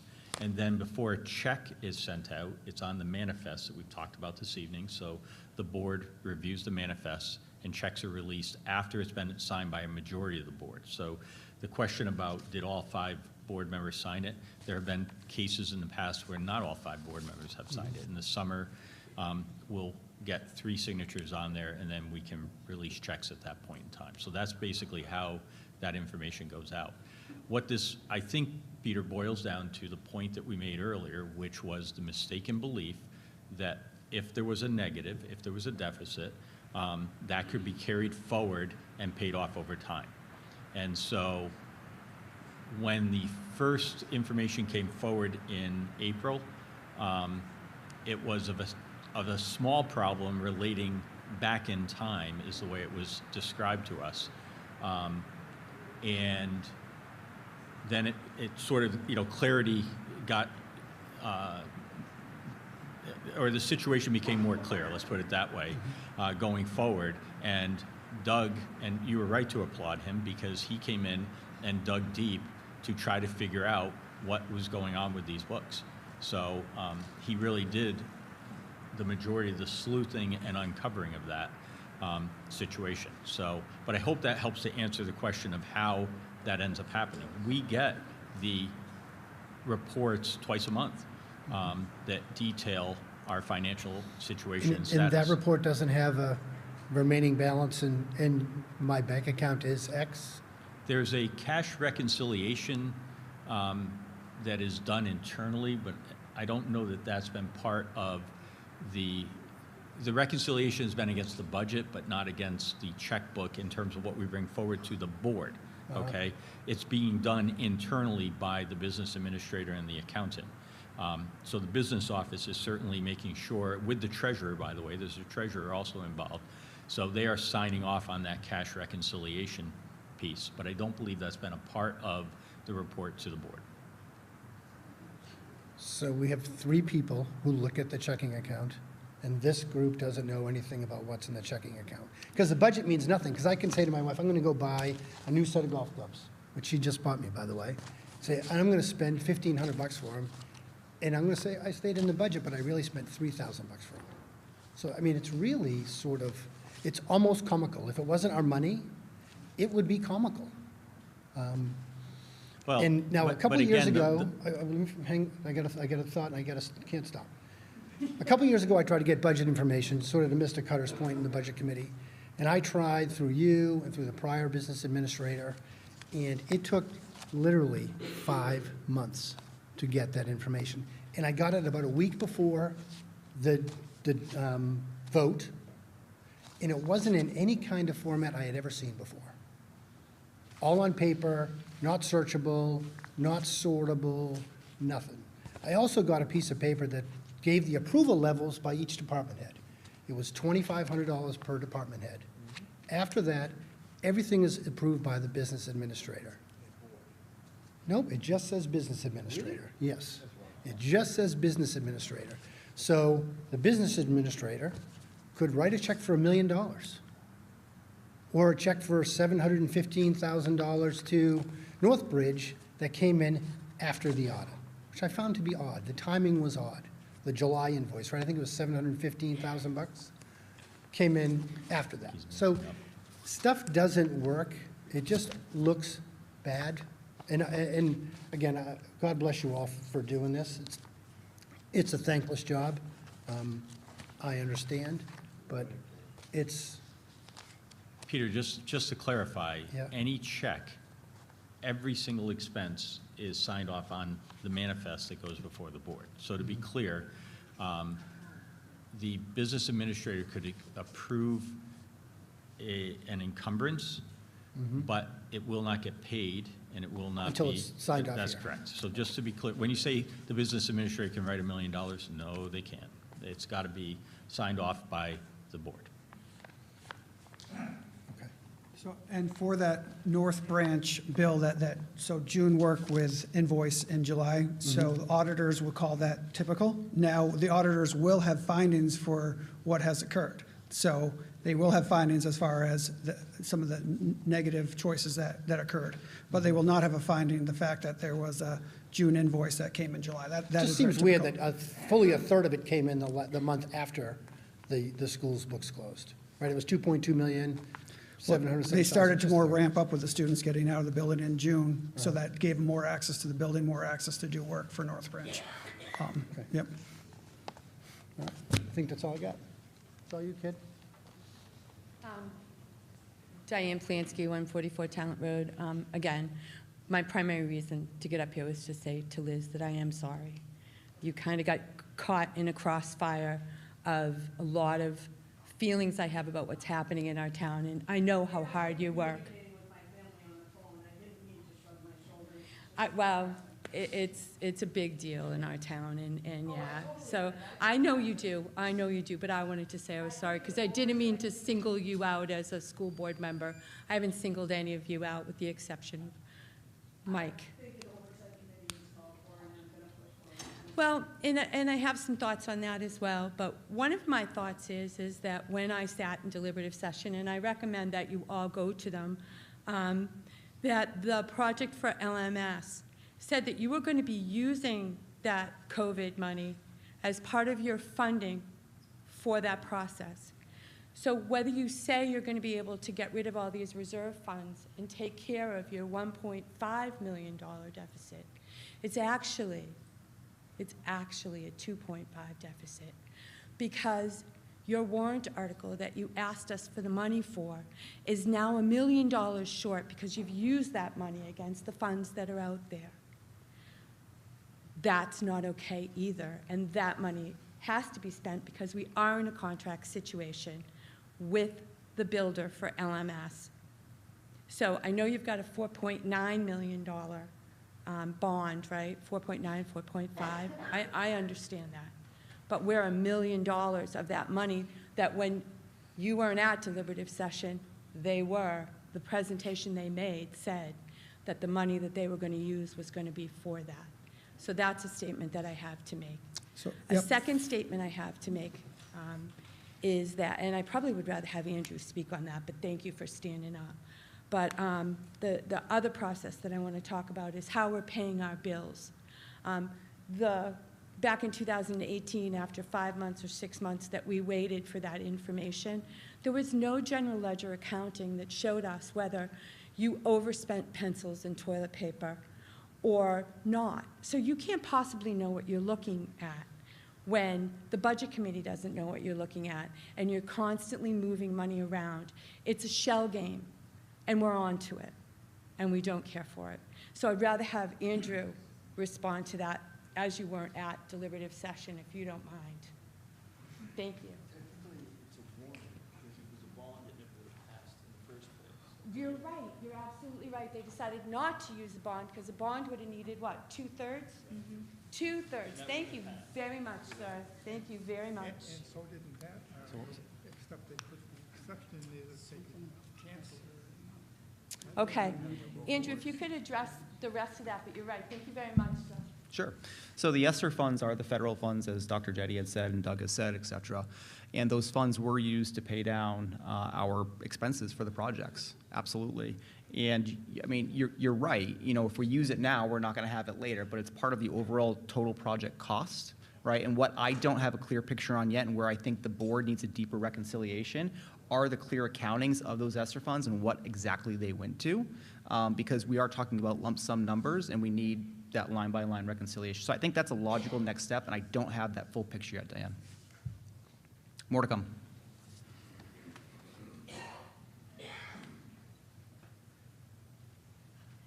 But just to clarify, because Diane, you turned 1.5 into 2.5, and that's not the way it goes, because the funds, the ESSER funds, were always included as part of this. The board always knew that the ESSER funds and were earmarked toward the ventilation projects. ESSER 1 was used in all 3 schools, and 2 and 3 were earmarked toward LMS. So we always knew that, and it's not summative. That's the total amount. The $1 million roughly in ESSER funds was available for the project.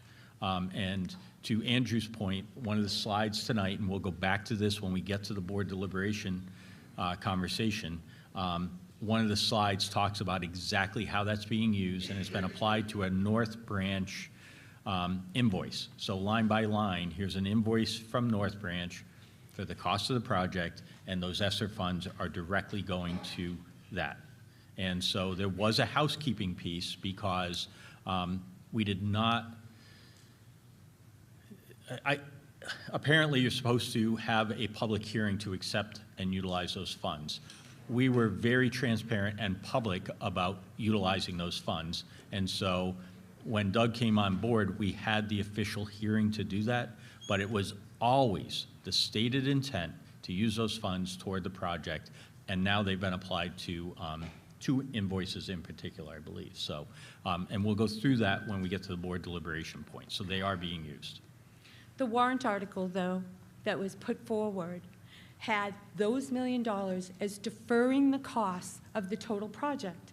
So you're right, it's not $2.5 million for last year, which is what you're in trouble for today, but you've got another $1 million that you're going to be short this year.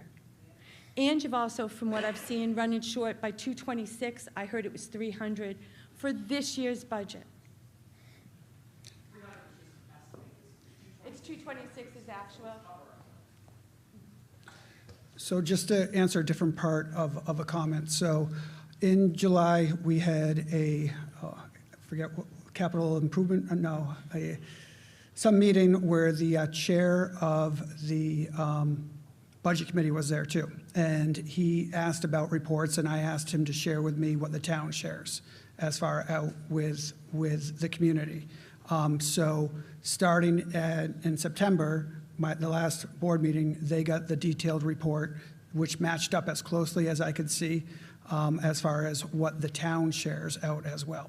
So as you talk about kind of how much did we spend on pencils and stuff like that, it's I don't know if it goes down to that detail, but it is a detailed report that the board and the community will get at a monthly interval that started in September. The reason it doesn't start in the summer is because while you're being audited, there's normal adjustments that are made to the budget, which happens no matter what school you're in pretty much. So part of the policy that the board has put out is that the financial statements don't necessarily come out in the summer. Doesn't mean that we can't talk about financials, but the board started getting the detailed one in September. They'll get another one in October. That's awesome, and I appreciate that, and I hope that you become a team with the budget committee, because it's never seemed like that before. In the past, it's always been an us against them, with the budget feeling on one side and the school on the other. So I do hope that you become a good member and a working member of that budget committee. So I do appreciate the changes that you're going to be making. They're well overdue. Yeah, we are all in this together for the kids. So.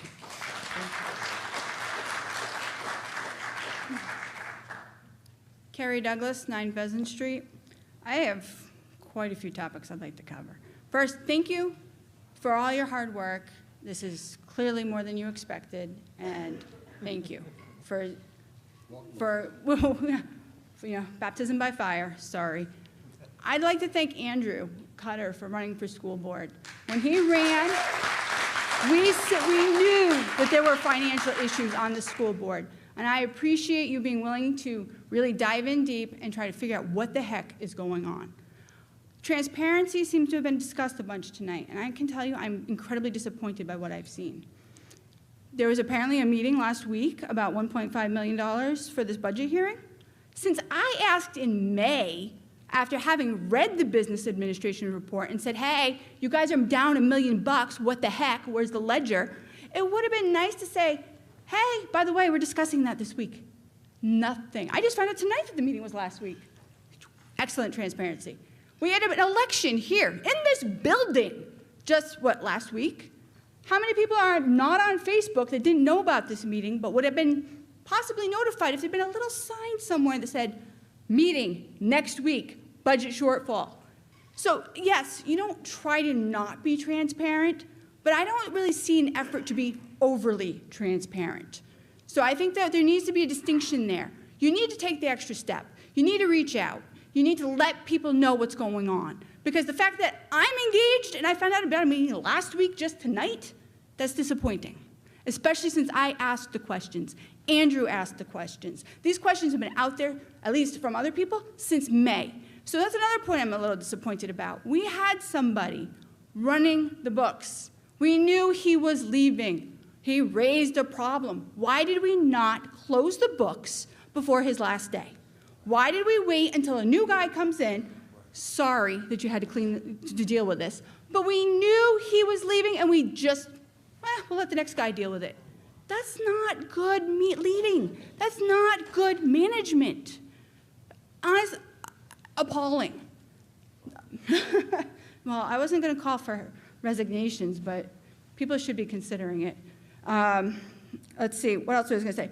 I wanted to follow up to another gentleman who was talking about the Warren article regarding reserve funds, the other reserve fund, the one that we added $50,000 to in 2018 or 19, the Building Maintenance Capital Reserve Fund, one of the ones we were anticipating draining. At the time we added the money, there was a discussion about the purpose of that funding. The funding from the minutes of that meeting said that it was for catastrophic failures that can happen at any time. The school board's goal was to have that fund at $250,000, recognizing that Campbell is aging, that equipment will be failing. So if we're going to drain this fund, how do we anticipate getting back to the target goal? Because we can talk all night about how draining these funds has no impact today, but you're going to want to replenish that GMS fund because you're going to want that school. You're going to need to replenish the Building Capital Maintenance Fund because we're going to have failures. We've had them. So it's irresponsible to imply that there is no tax impact, because there is one. It's just not tonight. It's not on this tax bill. And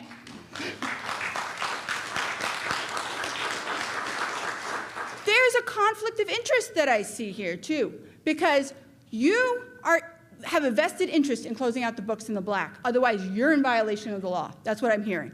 However, draining down those funds puts this district at risk in case of an emergency. Mr. Legal Rep, who is your client here? Is your client the school board or the school district? So if the resolution puts the district at risk, we're okay with that because it clear, or should we be advocating on behalf of protecting the district? Because in my opinion, we should be protecting the district. If you can't close out your books, we can do a negative appropriation in March. Come back to us and tell us how much you overspent this budget. If we made a mistake, we didn't capture all our funds, we need more money. Ask. However, I would vote no, honestly, unless there was some serious change on this board, because I don't trust you at this point. I would not trust you with additional funding. So that's another thing. I think you're going to see a slew of warrant articles coming up this year, one of which might be to remove you guys as agents to expend of this fund, because it's a little too easy for you to cover yourselves and bring yourselves into the black. If you're not agents to expend, then I believe you have to actually ask, is this what you intend this warrant article to be for? So I'd be looking for that, and I'll probably be asking for signatures, which probably won't be difficult to get. So, and if there are no resignations and if there are no terminations, I would expect to see vote of no confidence warrant articles on the ballot. Because quite frankly, I don't have confidence. I don't. Because we are saying now that it was a budget misunderstanding. How much have we spent on this project, or are projected to spend on this project? Which project? The total LMS project that has been approved. What is the anticipated estimate at completion? I don't have that right now. So it is in excess of what was approved on the warrant article? That is not a budget misunderstanding. But you're implying that you went negative with the expectation that in the future there would be a positive to offset it. What I am seeing is a clear overrun. There is no positive that would have been available to, you just didn't capture all the costs. So let's be honest about what happened. Let's talk about it, let's learn from it, but the reality is we're not being honest.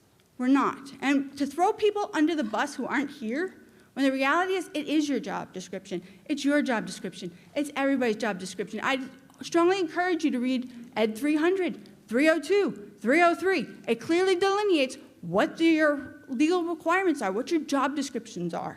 Because you did fail this district. You failed the kids. And I understand you're sorry. I get that. Mistakes happen, sure.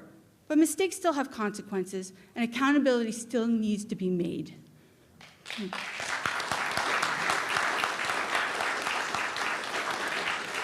Hi, Mark Morrison, 18 Bear Run.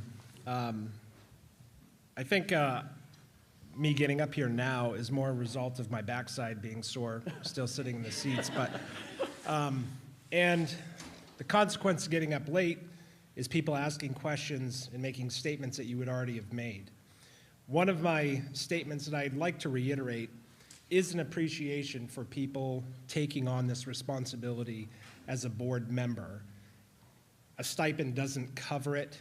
Obviously, all of you care about this community, or else you wouldn't be here, so thank you. Secondly, I think some of the folks are a little bit frustrated because we're almost being forced to negotiate at the end of a gun, because here we are at the end of a budget season and a fiscal crisis.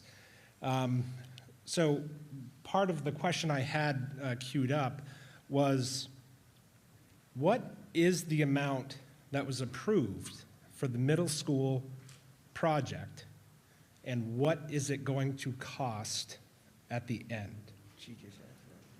It seems to be that's one of our big sources of budget overruns, and I would just like to know, I guess, what is the cost that was approved, and where are we going to be at the end of that project? Is that a figure, or is that something anybody up here can speak to? If the answer is no, just say no, but.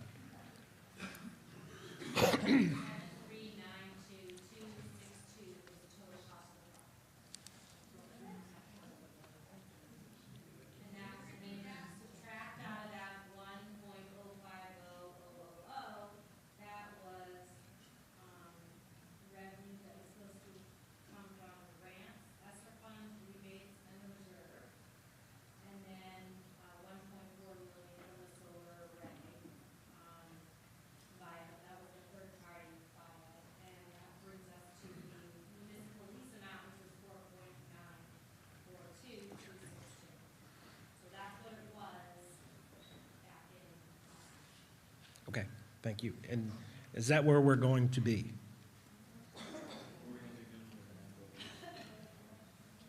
Because it seems like that this is sort of the number we're batting around is this overage, but it seems to be front-loaded, this overage. So before I can give a definitive on where we're going to be, I do need to hear back from Windy Hill as far as where they expect, because of the time that this has taken. No fault of Windy Hills, no fault of North Branches, just that's just where construction projects are right now. But it has obviously upped the amount that they are going to charge the district.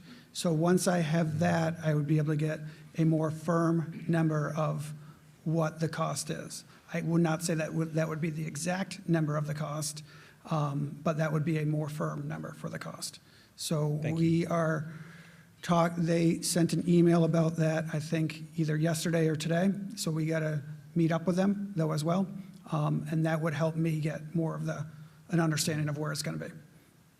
Thank you. And sort of my last part of my time here is a little bit more philosophical. I try to just remove personalities, identities, or whatever, and look at positions and look at job tasks, as to how they're going. Mr. Jetty, you sound in person remarkably like your sick day call-out messages we get on our phones. But my question is a little bit more serious. And how long have you been an administrator, roughly?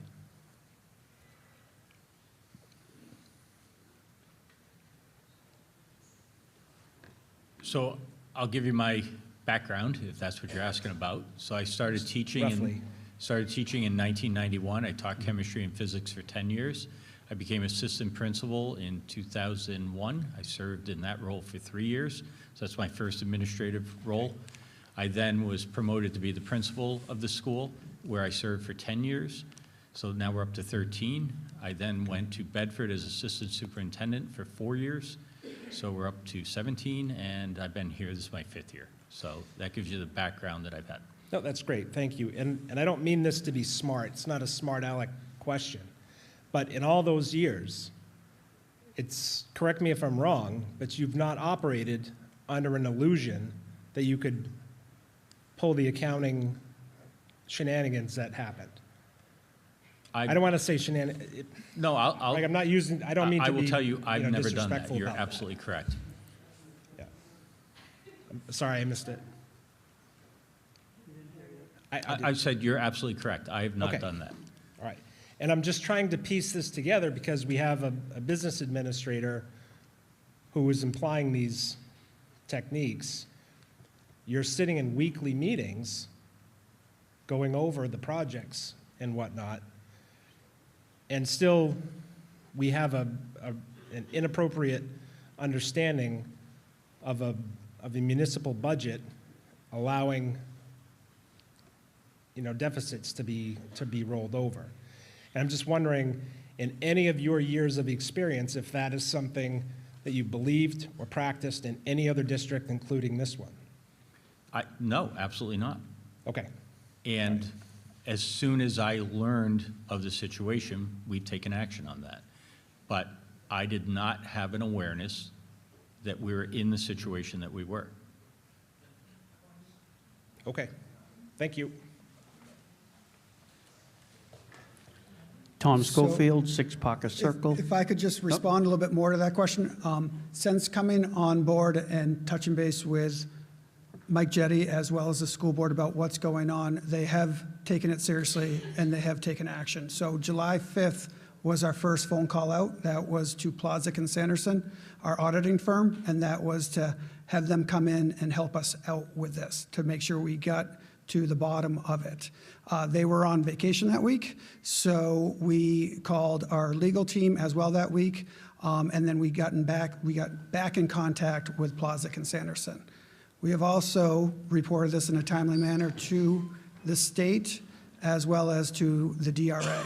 So as soon as I told anybody on the board or anybody or Mike Jetty, they have taken it seriously and they've taken steps to make sure that we're moving forward in the best way that we can. Obviously, there is no great solution to this, but this night we knew was all coming because no one said, don't go public with this. Everyone said, this needs to go public. We want this to go public. We want this information out there. So I know I'm the new person here, but that is what I can tell you for sure happened for every person that's sitting up here.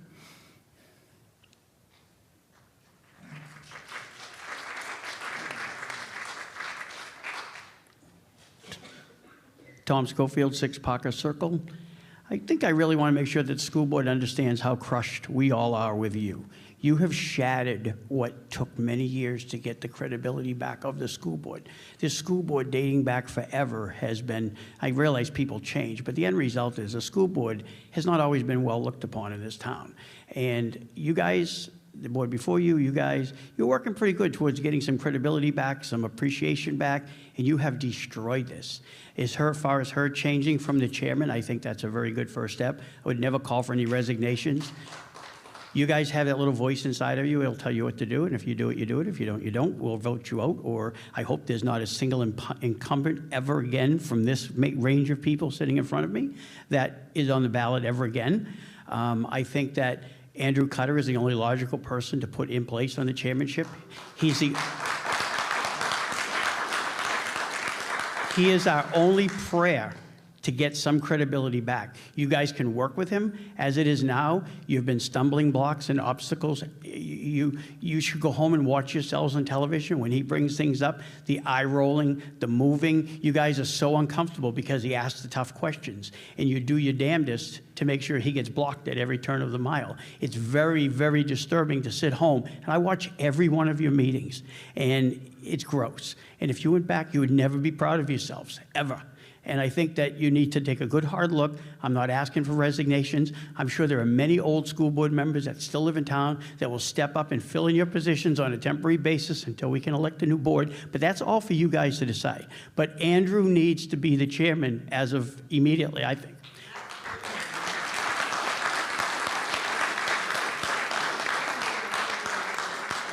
These funds that you're thinking about replenishing or getting close to zero, one of them was voted down in 2004. It was approved in 2005. A long time has passed between 2005 and today, and those funds aren't very hefty at all. I think, and this is going to get met with a little rejection at first, but We, the school board, we, the community, we, the town, need to let the town help us. They have millions of dollars in unexpended fund balance. They should loan us some money. It's our money anyway. That's where they friggin' got it. So they should be able to work with us, give you guys a 2-3 year amount to pull back so these funds stay intact. The town has, from the auditors, that range, we should have so much percent to so much percent. We're always right down the middle. If they loaned you $2 million or gifted you $2 million or something, those funds could stay in place. So if the furnace goes out or this goes out or that goes out, our luck is going to be that you deplenish those funds today, and in November, we don't have a furnace. So somehow this isn't going to end well if we deplete these funds. So I think that you guys should look at talking to the town. We are the town. You guys may have a definitive DMZ line. That's their money. No, it's our friggin' money, and we should use it the best we should use it. You've already taken from us. You've already collected it. It's sitting in a bank for just in case. It's kind of like loaning your brother the money that you really don't want to loan him, but you're not going to let him swing. We're in that boat right now. We have other ways to get money to pay these bills. And I'm going to stop talking because I could go on forever, but all of you should take a good hard look in the mirror tonight when you're brushing your teeth saying, should I be on this board? And as far as her resigning from the chairmanship, fantastic. And as far as I hope they do the right thing and put Cutter in, we put him there. Look at his vote count. It was there. We wanted him there. I'd rather him on the budget committee, but I thank God that he's here. Because imagine all of us sitting in this room, if he wasn't here, what would be going on right now? Thank you.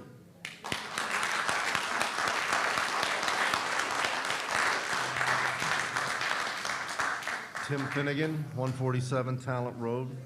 My remarks are addressed to the board. I have a couple observations and then a question. My first observation is that you aren't making hard choices. You're talking about wells being in the ground. Oh, we'll spend that $6,500. You're not making hard choices. You're grabbing for money that's out there and that was dedicated for other reasons. You are not making hard choices. The second thing is there has to be some failure analysis. You have to provide a report to this town as to what happened and what are you going to do about it. And this is not something that you can wait next year for. We need a report that says, here's what happened, because you can't spend $1.5 million and not know that it's being spent.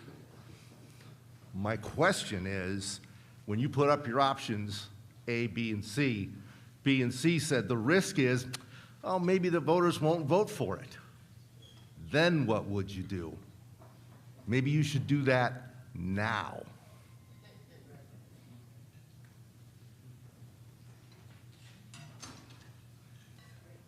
Good evening, Greg Richardson, 14 Mike Lane.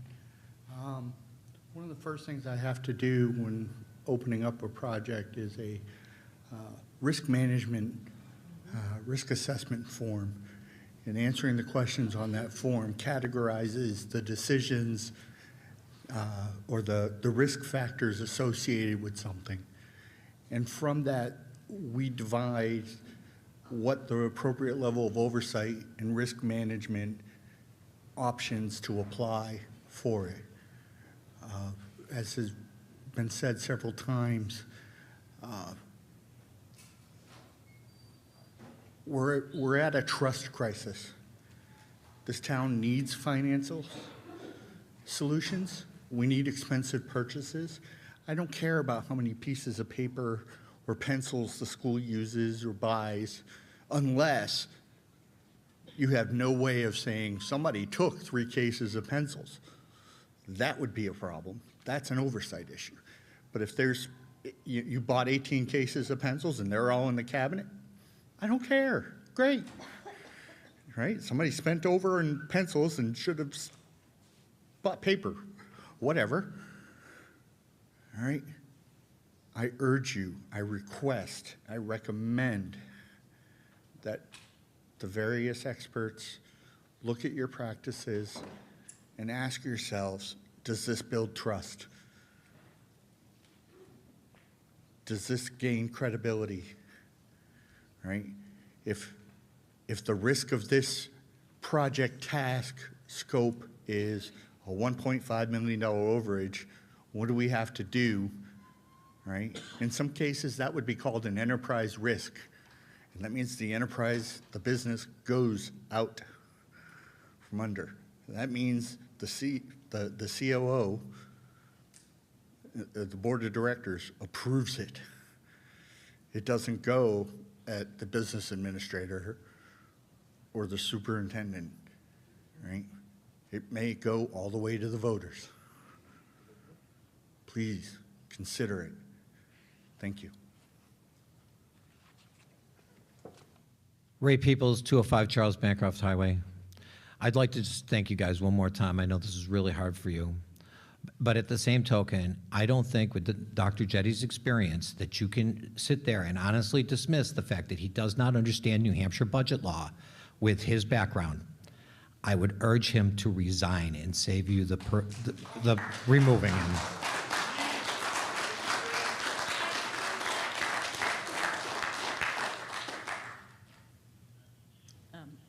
Laura Gandia, 3 Chamberlain Drive. I just want to piggyback what Liz McDonald was saying, how the board didn't know, they could only know what was presented to them. And I think there's validity in that. So the question comes down to what the board knew or should have known, and should have known would be something that would fall to Dr. Jetty. Dr. Jetty, your responsibility would be to make the board aware of what they knew or should have known, and I don't see that that happened. And I don't know if you can go back to the slide number 2, that you said that there were 2 reasons why we're in this crisis.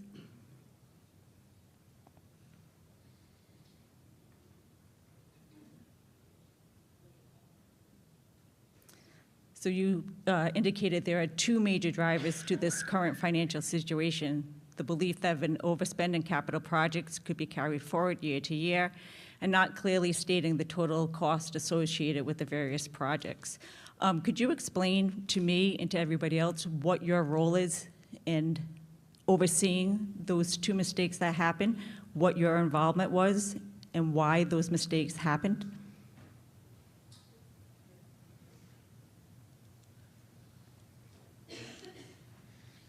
So Laura, the business administrator is the person, right? That's the business official who oversees those pieces.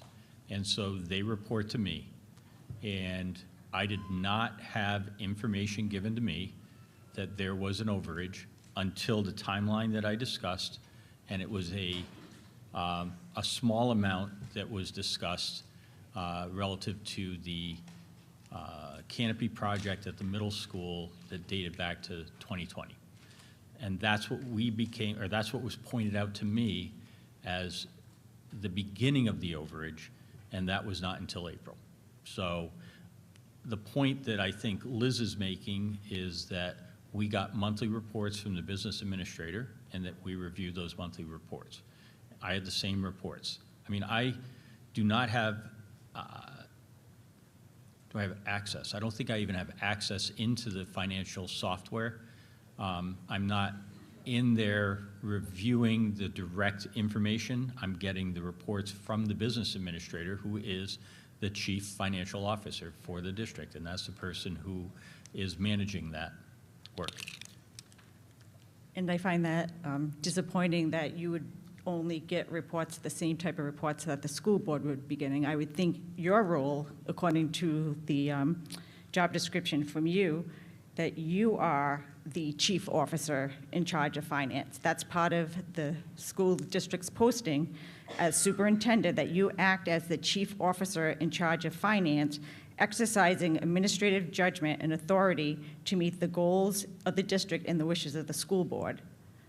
That's your role, according to your job description, and I understand you're working in conjunction with the business administrator, but I think it's hard, at least for me, to understand and fully appreciate that you should have had more involvement, or you didn't, whatever the case may be, to ensure that those 2 situations didn't happen. I think that's a responsibility that falls directly to you based on your job description, and from what I can tell, that was not carried out fully. I don't feel like you met your job descriptions. You failed in your duties as the chief officer in charge of finance, and that's extremely disappointing. And I think those actions now in turn fall over to the school board, And now they're here to pick up the pieces for something that you may have done or should have done or didn't do, along with the prior business administrator. So that's disappointing. So now I have a question for the school board. Is there going to be any further investigation into these actions by school district employees?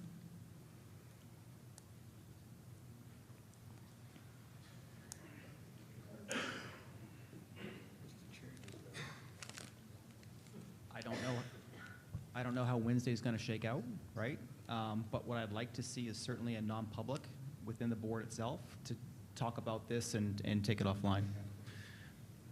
Per RSA 91, I don't know the exact specifics of the RSA, but the ABC, right? We have to have those conversations in non-public.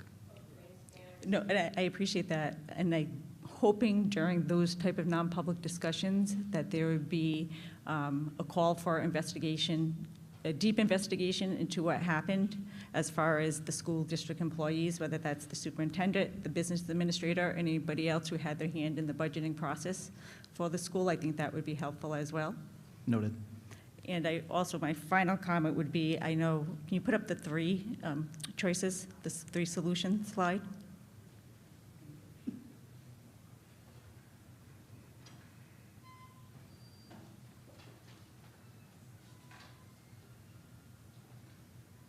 So just to let you know, one of the reasons we called the auditing firm on July 5th was to make them aware of what we want them to look into. So it'd be very easy for them to find it. So when we met with one of the managing partners of that before the auditing team came in, we informed him of our thoughts and what we wanted them to look into. And then when the auditing team came again, we let them know.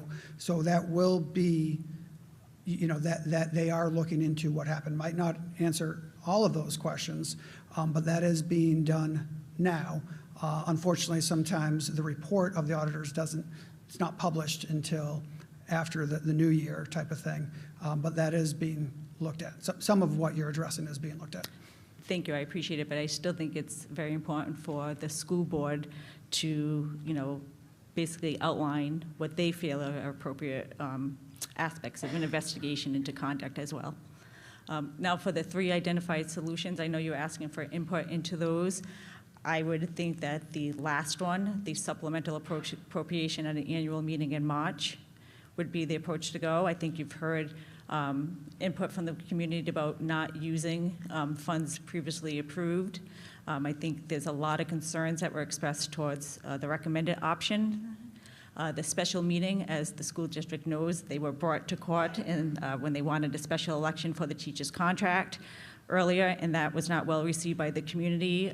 Special meetings don't usually go over well. It's hard to properly notice those. We don't have a local newspaper. There's posting issues, posting requirements that make a special meeting, especially the Thanksgiving, Christmas time period, just not a fair option for the residents of the town. The last one, not that I like any of them, but given the three up here, would be the one that may be the most appropriate. And I know the risk of the town voting it down is a real risk, but I think that's a risk that the school district needs to understand is out there, and that's the fairest way to go. And I think that also will give time for the school board to clearly identify some of the budget issues that they have. And I know Andrew brought up a good point about using funds, provided you go by line as to what's going on. And I think more community input would be beneficial before you get up to the March meeting to make sure that the residents have a full and fair understanding of what's happening in town. Thank you.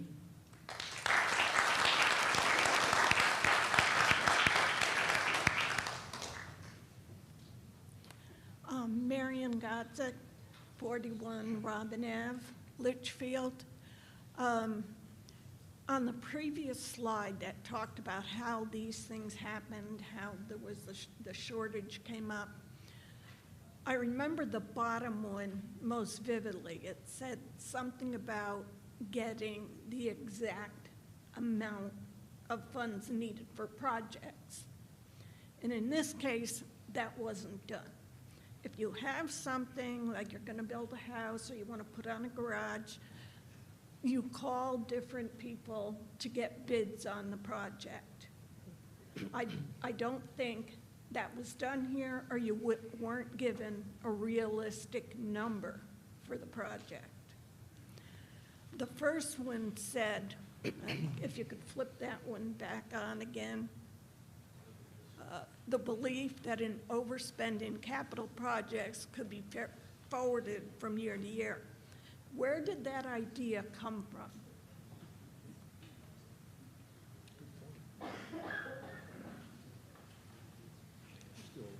So these two are sort of tied hand in hand because the design and development costs. So throughout the project, I mean, those were known costs. It's not as if we didn't know that we had to hire somebody to design the project, right? So that was a known. And by the way, everything was bid out on the project. We went with low bids throughout the, selecting North Branch as a construction firm. I mean, all these things were put out by the board. But I guess the point is that when asked where it was in the budget, the business administrator said in the capital reserve fund.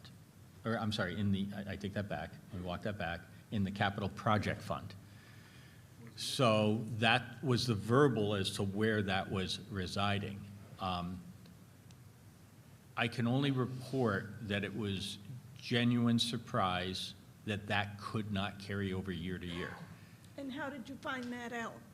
When we were looking at the amounts and we said, how's this being closed out? And that was on June 29th, I believe. And it was at that point, well, you can just carry this. And I said, no, you can't. Doug said, no, you can't. So we knew at that point, and that's why when Doug talks about the phone call that went into the auditors on July the 5th, Doug and I, July 4th weekend, I was in upstate New York on the phone with Doug as we were trying to sort through exactly where we stood with this, as all of this was unfolding in real time and live time. We were absolutely being responsive, but I will tell you that it was at that point that that's the Houston we have a problem moment. Right. When it was, you can carry this forward. And obviously you cannot. And I know that it cannot, but I didn't know that it was under until that moment in time. Okay, and my last statement is to the school board. I think you broke the trust of every person in Litchfield. All of my boys went to the schools in Litchfield. If I had grandkids in town, they'd go to the schools. But I think you have to work particularly hard to gain the trust back on the citizens of Litchfield. I don't know who stays, I don't know who goes. But I don't think the board, as it stands now, should stay as one unit. I think there has to be some consideration for who stays and who goes. And that's all I have to say.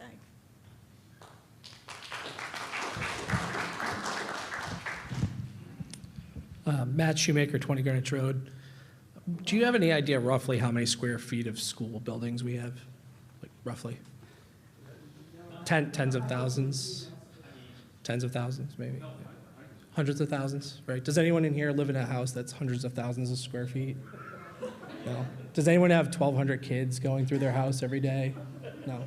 There's a lot of comparisons I'm hearing to, well, when I put on my garage, everything went swimmingly because I'm a master at budgeting. And I think one thing we need to look at moving forward is, obviously, I am in full agreement that we should be budgeting and sticking to a budget. I don't think there's anyone in here that disagrees with that.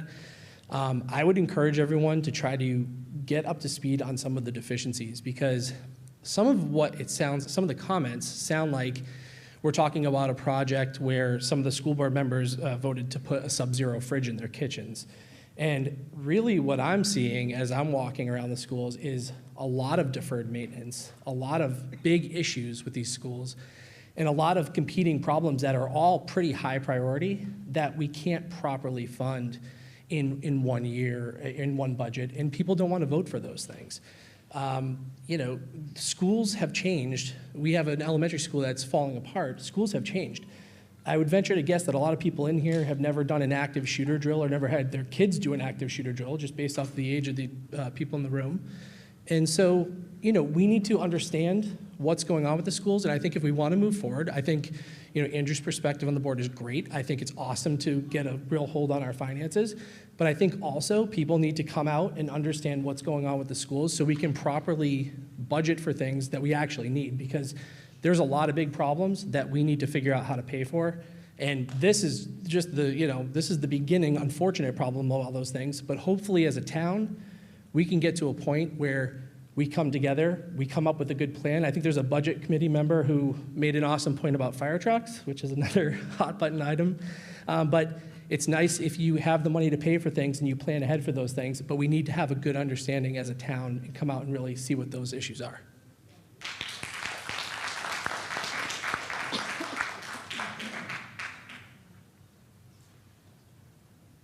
Go ahead. Hi, Neil Gasper, 1 Evergreen Circle. I have a question for you guys. I think there's some confusion in the room, and I'm trying to get clarification on that. How far ahead of schedule are we? So those missing funds are primarily from the project that's been going on at the middle school? Is that correct? So how far ahead of schedule are we? We're not ahead of schedule. How far behind schedule? And when I say schedule, I mean by we have a certain amount of work items that have to be done, a certain amount of work tasks, right? So where are we on that timeline? Are we ahead of schedule, behind schedule, or right on schedule?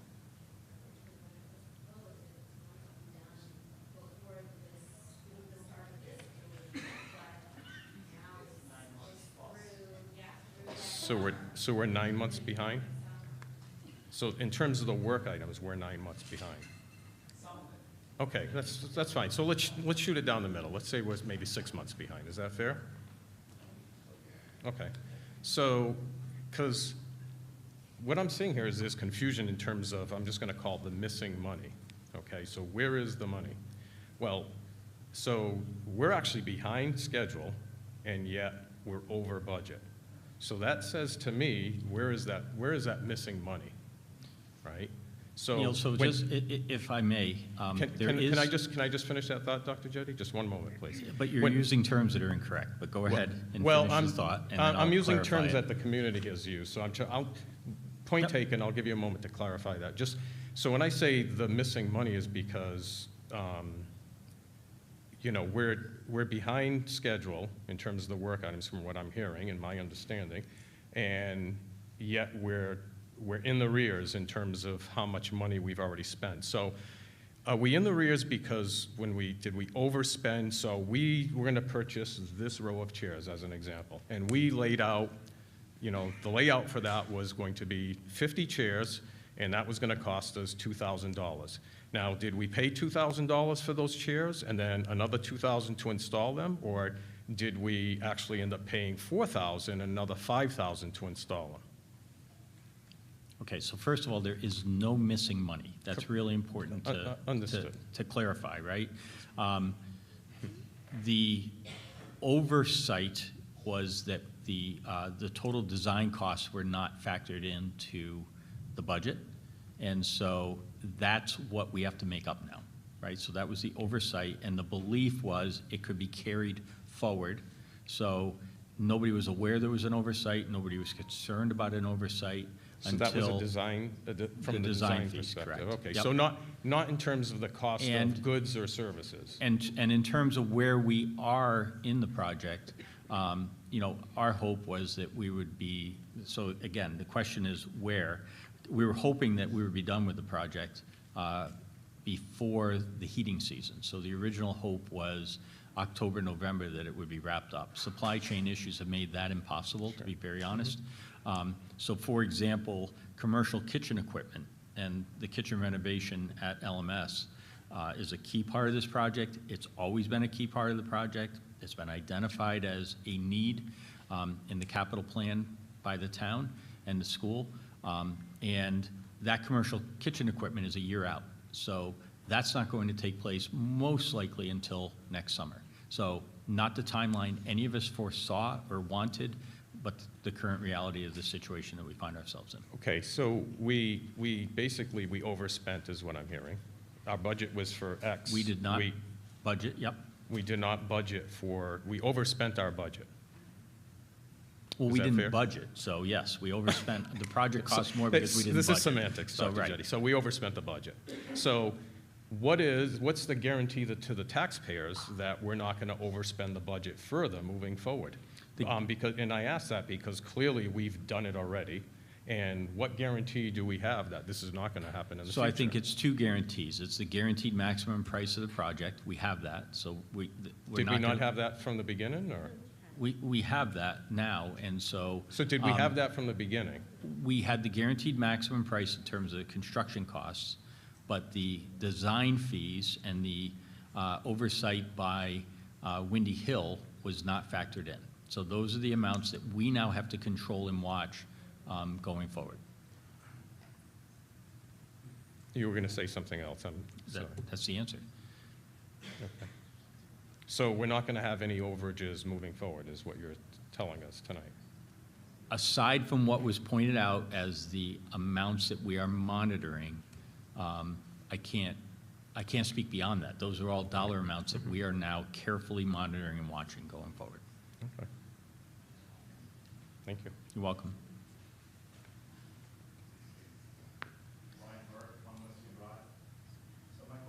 Doug, being the BA, should Mike have seen this?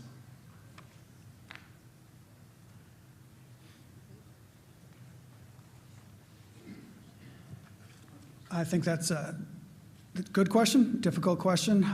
I've been involved in schools for quite a bit. Before this, I was an assistant principal and teacher before that as well. I do have a finance degree as my undergrad, so as I tell people, it took me about 20 years to get back to that, but I'm there now. So the role of a superintendent, having worked very closely with them for 11 years before this as an assistant principal in districts where they respected their assistant principals, so they were involved with quite a bit. The role of a superintendent is so vast that it would be hard to catch everything or to have to know everything. And part of the reason for that is just a couple layers down from them at the buildings, you have building principals and assistant principals who manage a lot more people than other managers typically manage. So it's not just the superintendent, it's other factors as well. I'll tell you the reason I could have tracked towards the superintendent. The reason I did not track that way is that I knew it was almost an impossible job to finish, no matter how many hours you put in each week. I tracked to a BA because I believed that I could finish that within a reasonable amount of hours each week. So that was a purposeful choice of mine. I could have done either direction, but I knew that if I was a superintendent and I worked 80 hours, I still wouldn't have everything done. So your superintendent here works a lot of hours, and a lot of hours in the summer. So it is, from my experience, it is an impossible job to do.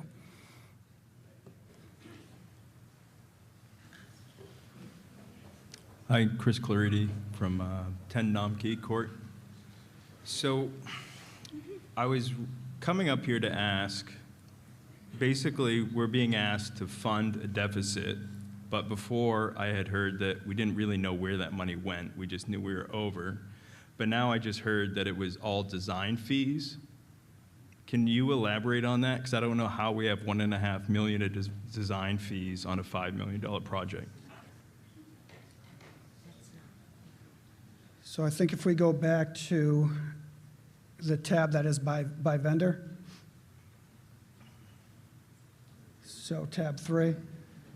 So this slide was produced for that transparency to show you where all of the money went to, where that $3,020,000 went to. So this is exactly where all the money from fiscal year 22 went to for this. But what's the part that was unaccounted for? Where's the shortfall? That's my question, because I just heard it was design fees. The shortfall is in matching revenue. So for example, for North Branch, you had for phase 2 about 6.1 million, and there was 4.9 4.95 million of municipal lease, and then about another 933 in ESSER.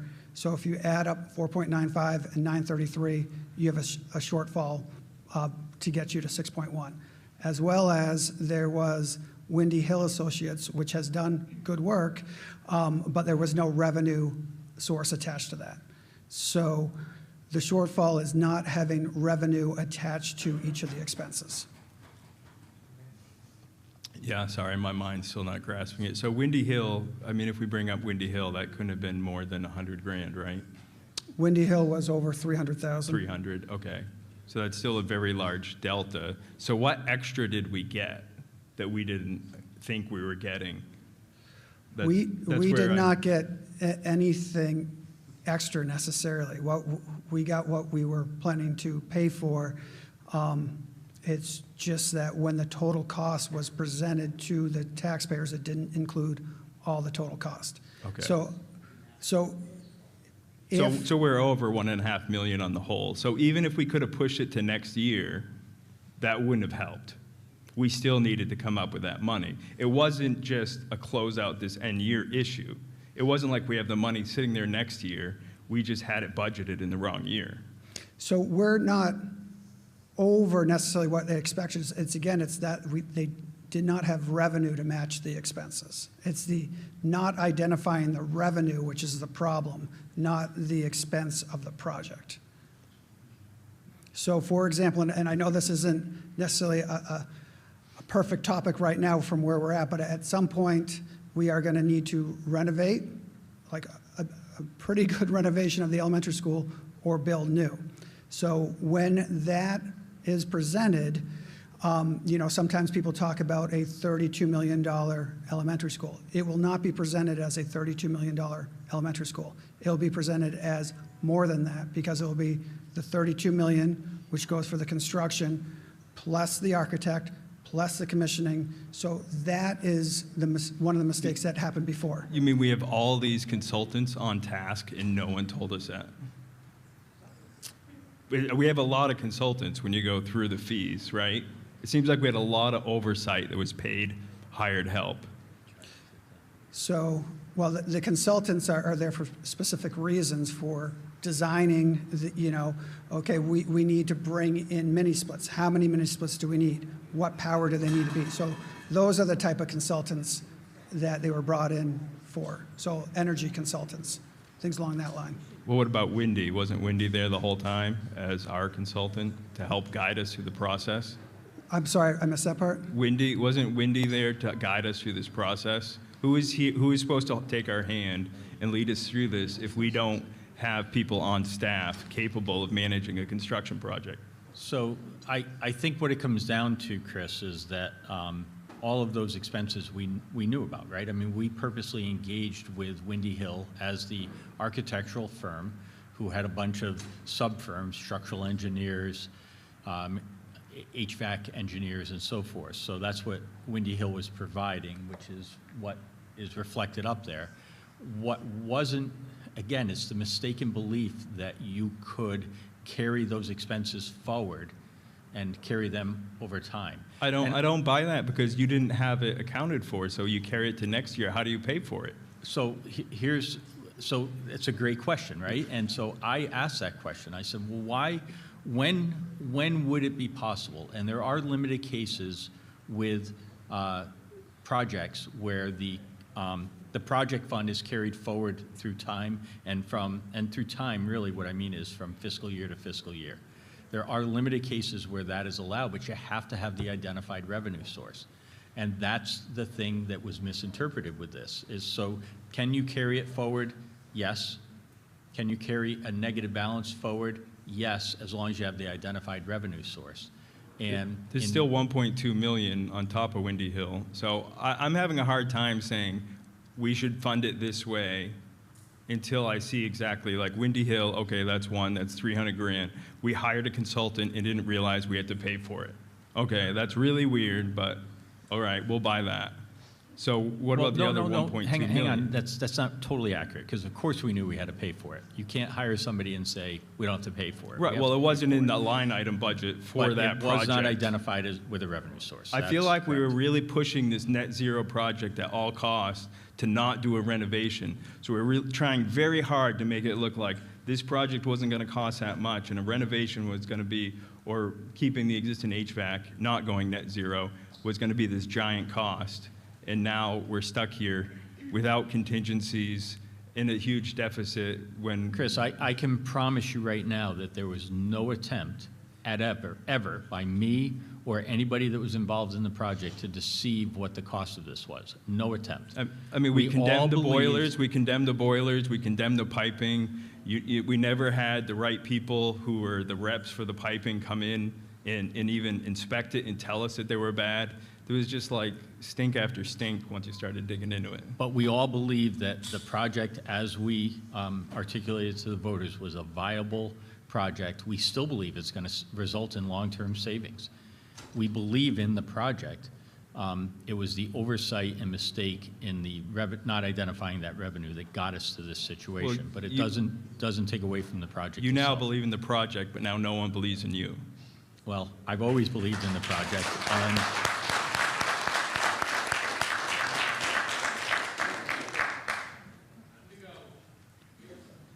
Carrie Douglas, 9 Pheasant Street. I actually have done construction, and my old company, before I started raising my little ones, specialized in educational facilities. So actually, I do have experience in building educational buildings. And one of the first questions I would always ask is, what did I miss? I would sit with my contractors as we bought them out and said, what's not in my budget that should be? We had an owner's rep. What's not in my budget that should be? So when we didn't identify the revenue source, that means that we approved a project without fully funding it. We sold a project without enough money. So now we're in the position of, in order to finish the project, we have to give you more money than we approved for the project to begin with. It's a bait and switch, honestly. It's insulting. And then we're talking about extending we have a GMP. Awesome, I had GMPs. You know what one of the first things you do when you extend the project? You ask for more money. Because now we're working around student schedules. We're gonna have wage increases that we're gonna face. We're gonna have all kinds of other issues. So we have extended, do we have a zero cost change order that has extended the end of the construction site? Or are we gonna get a change order in the future that says, hey, we did great work. It took us another 9 months. That's going to be an extra X number of dollars. Do we have it documented somewhere that we've extended the schedule at no cost? Because if not, that GMP is going to go up, which means you're going to be in the hole even further. So I would suggest that you guys talk to your contractors, to talk to the GC, get it in writing that the deadline has been agreeably extended at no cost. Otherwise, your GMP means jack, because there is going to be a change order that's going to ask for more money. I would have done it. They're going to have more costs. Their labor costs are going to go up, and who else knows? Transportation, gas prices. There's a looming cost out there that you're not even thinking of. So I would suggest you get it in writing that it's not going to cost us anything. Otherwise, kicking around that term means nothing.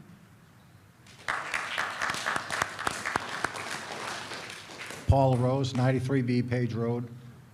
My understanding is that citizens voted for renovations of LMS, X amount of dollars. The school board presented a beautiful platform of what it was going to cost. Everything was priced out. All we had to do was vote for it, sign the line, and it was online. Well, we voted for it. The first thing was pandemic with the supply chain thing. It was going to be postponed and delayed. Now we're hearing that you didn't have all your consultants in line that's designing this thing and didn't pay them and didn't have it in your budget. And that's a shortfall? I also noticed on some of the capital improvement expenditures, there's stuff for Griffin Memorial and the high school. Was that money allocated from what the citizens voted for the renovation? Or where did that money come from? You say you don't know where the money went. Somebody knows where the money went. You had a not to exceed price with North Branch. So there's no increased prices there. Did supplies go up? And if they did, they have to give you a change order and let you know way before May. You said you didn't have Wind Hill on there. You paid them in March. So you did have them on board. I don't understand where all the shortfalls for coming. Somebody allocated money someplace else where the voters didn't vote for it, plain and simple. You guys taking a lot of trust out of the citizens. You say you're for the children. You hurt the children more by doing this than anybody else. You're not going to get a new elementary school in the next 5 years. Never again. Never, because they don't trust you.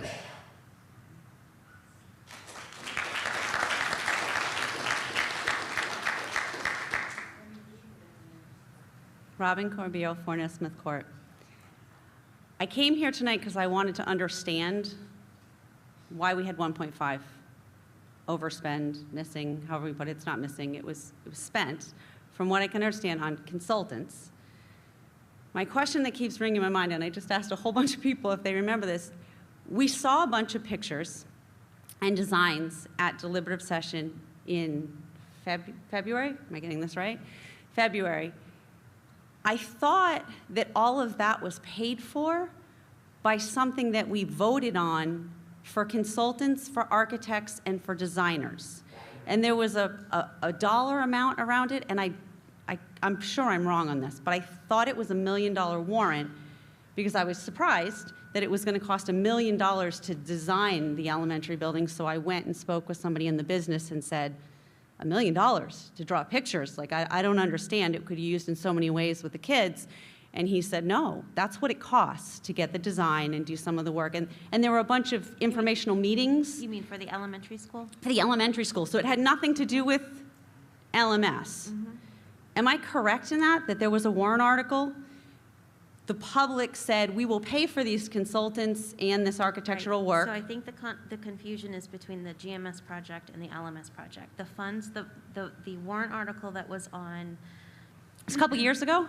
Or a year and a half ago, something? It's been ongoing. We started the capital improvement expendable trust fund with the intention that we would deposit money, we would raise money over the years in warrant articles to put into that account to be used for the planning and design and construction of a new elementary school. So then I am misunderstood because I thought it was a set amount that was not a capital reserve fund. It was for a specific task. We were going to pay these consultants to do this work, and the town okayed that for the elementary building because they said, we need an elementary school, right? We don't want to just build anything, so we're going to hold community forums, and we needed a PR company to help us do that, and they did a bunch of marketing and things like that to develop something. I thought that was what we saw in February, and I don't know if I'm right, but I thought that was a separate, it wasn't Right, there was a warrant article for $125,000 to be added into that fund to help cover the architecture fee. So you're right, there was a separate warrant article. The LMS project was the... No, I know it's not LMS. What I'm trying to establish is that, Yeah. that there was past practice that there were consultants. That this isn't the first time we've used a consultant to design a building. Right. Right? I think the difference is it's not that we didn't budget for consultants. There was an oversight in the accounting portion of it. Does that make sense? No. So the belief, and correct me if I'm wrong, Doug and Mike, the belief, the assumption that we could carry the project over and have a deficit and pay it off in time, rather than having it all due at the end of fiscal year 22, was that we were going to see energy savings, we were going to see other grants, additional grant funding that we could take advantage of in the years to come, and that would be the revenue that would offset the cost of the consultants. However, we couldn't carry that over, so it all became due when we closed the books for FY22, and we didn't have those mechanisms of funding in place in FY22. So in the past, when we used a consultant to design the elementary building and do all that PR, we had the money, we knew what it was going to cost us, and we paid it ahead of time. For this one, we knew what it was going to cost us. We didn't have the money yet because we were hoping to get it Right. It was down the line. So this is a new practice. Okay. right. Thank An you. incorrect practice, which we're fixing now. So, yeah. Okay, thank you. Thanks, Robin. I'd like to close public comments if I can. It's 9:38, and the board has action to take regarding this matter. I'll hear from Mr. Clarity and then Ms. Godsick. Yeah, Chris Clarity, 10 Nomkey. I just wanted to say one thing, is that they were trying to pull every dollar they could out of it to make it more attractive for the net zero project. Therefore, if you count the grants that maybe we did or didn't get, if you count rebates, things like that, even though the solar is probably not even on yet, right? I wouldn't guess. So how are we going to, we're not going to instantly get solar money. We're not going to offset our energy costs right away. I would think all our energy consultants would have told us this and made sure we were not counting on funds that weren't there. But that's it. Thank you. Ms. Godsick? So you were counting on funds to go forward, but you couldn't do that. Did you check with the town attorney beforehand, before saying, oh, we'll take the funds? No. You see what I'm saying? You thought you could take the funds and go forward, but you couldn't. Right. Did you didn't know become- any of that? We did not. We were not aware that that was the assumption to move forward until May of this year, or until June of this year, until we tried to close the books in FY22. The board had no knowledge that there was this assumed deficit to go forward. Thank you. All right. With that, I'll close public comment. At this time, we thank everyone who provided the board with comments on tonight's agenda. We have now ended public comment, and the board will conduct its business in view of the public. No further comments can be made by the public during the meeting. That brings us to board deliberation on closing the FY22 financials. Yep. The board will take a two-minute recess. Yeah. Oh, no, it is what it is. It's easy to be, yeah. I'm gonna get you the kill thing.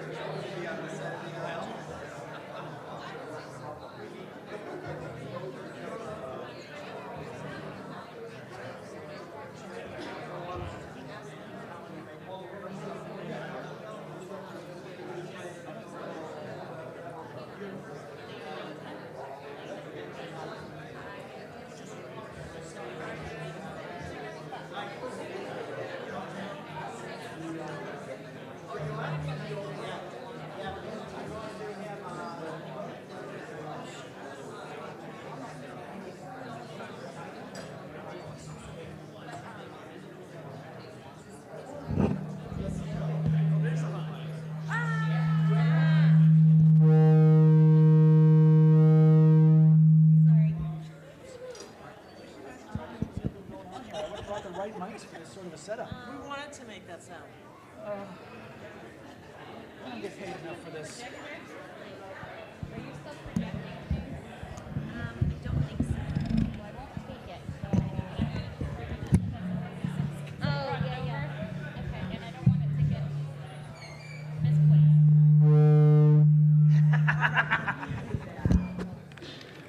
I don't get paid enough for this. That was his fault.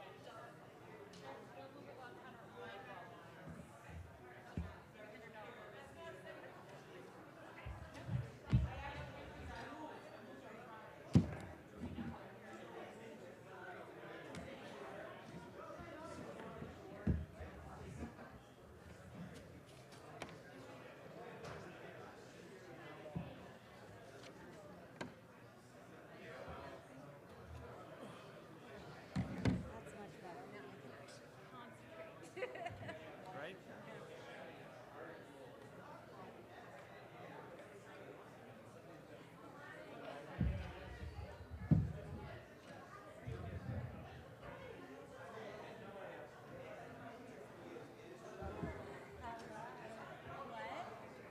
Yeah, right. I know.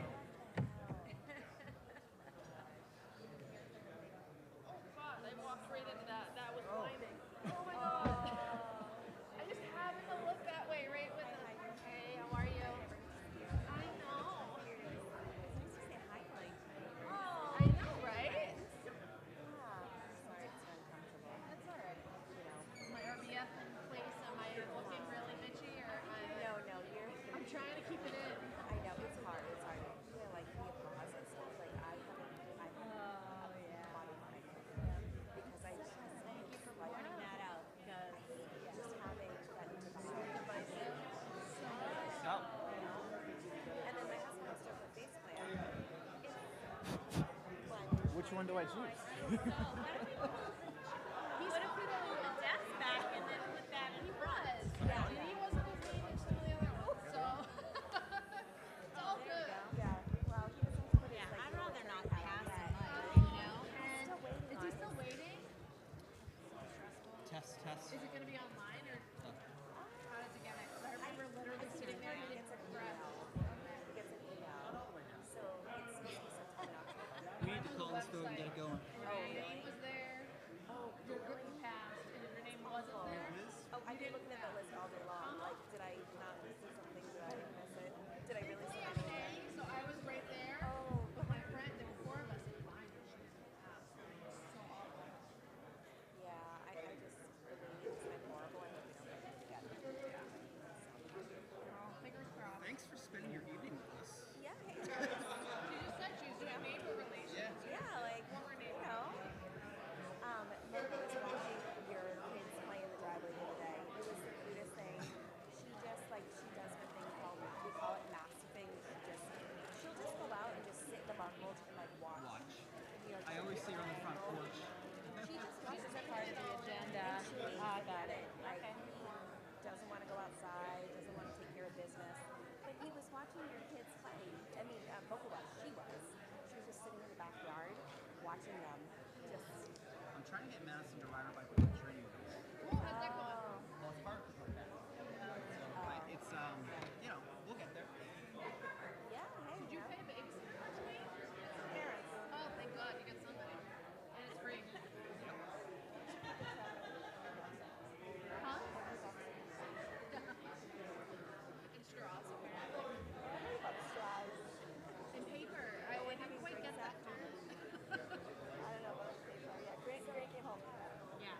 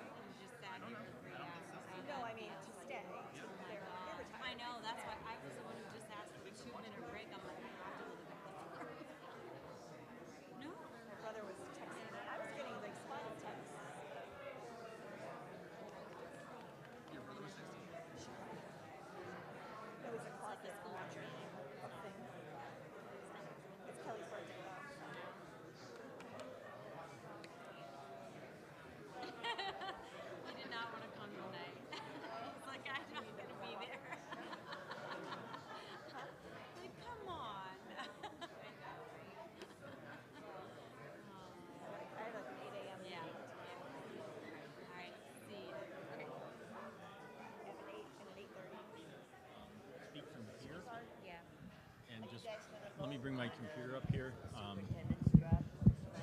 Yeah, actually, Doug, if I can have yours. How do we bring that up? Well, the board needs, if the board decides to talk about that, that has to happen in non-public. But we are gonna, you can come Wednesday, we have a board meeting Wednesday. Tonight's Will to it deal be with- though in the non-public this Wednesday? Yeah, but you can come give your opinion on it on Wednesday. I thought I gave my opinion. You already. did. Many people did. I think we heard you. Okay. Okay, Just gonna so sneak out this way then. it'll be discussed in non-public Wednesday. As I'd a like to- citizen and as residents, you have, under our RSA, you have I'd the like right to call- petition is this- the court to remove anyone. All of us, that's the law. Now, when you say court, You can petition the Superior Court, right, by a letter signed. As a citizen, Thank you. I'd like to call the meeting back to order. Please take your seats.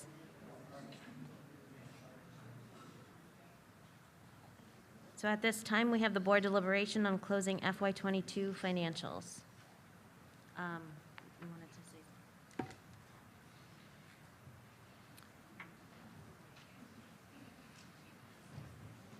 So displayed up on the screen, it's been the recommendation of both me and the business administrator that we should be using the funds that are in the reserve funds. And so our first suggestion to the board is that you make a motion to withdraw $619,625 from the Capital Improvement Expendable Trust Fund for the purposes of funding the study, planning, and cost of a new construction or renovation of existing facilities in the Litchfield School District, as recommended by the Capital Planning Committee.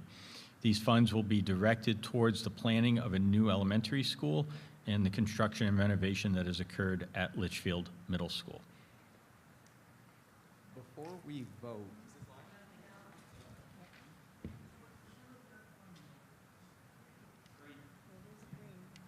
hello? Yeah. Happy to help.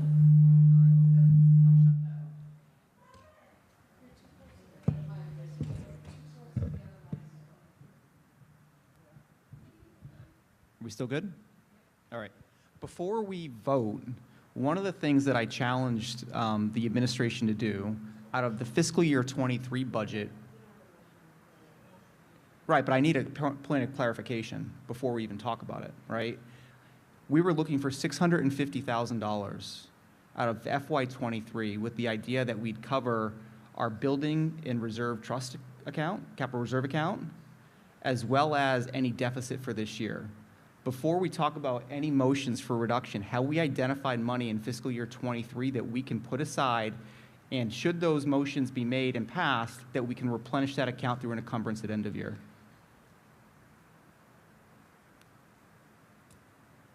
So we're kind of having a conversation without a motion, so I can't make a motion or vote until I understand if we found the money in fiscal year 23 to do So it. to answer the question, you asked us to do that at the last meeting. We have not identified that. Okay.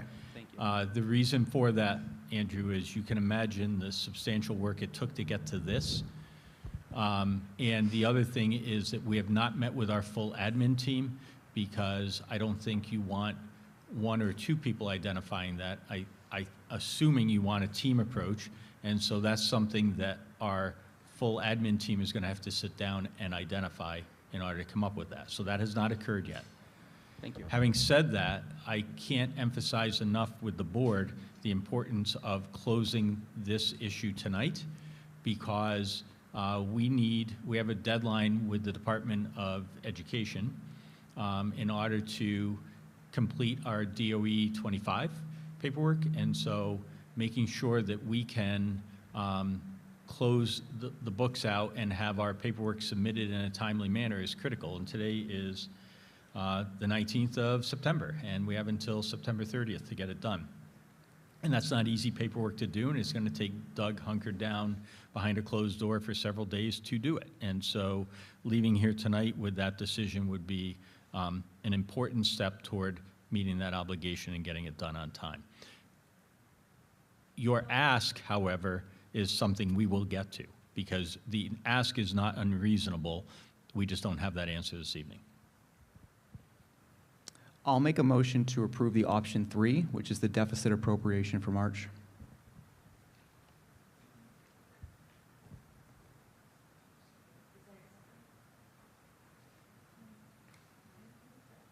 Well, I'll second for discussion. I think we need to discuss it. Thank you. I think the deficit appropriation protects the district because I can see very high probability of lawsuits if we're to drain these capital reserve accounts. I do not believe it was the will of the voter to use that money for this purpose. I also believe that we have a responsibility to follow what the will of the voter is, and that money should stay in those accounts unless we have an identified source to replenish.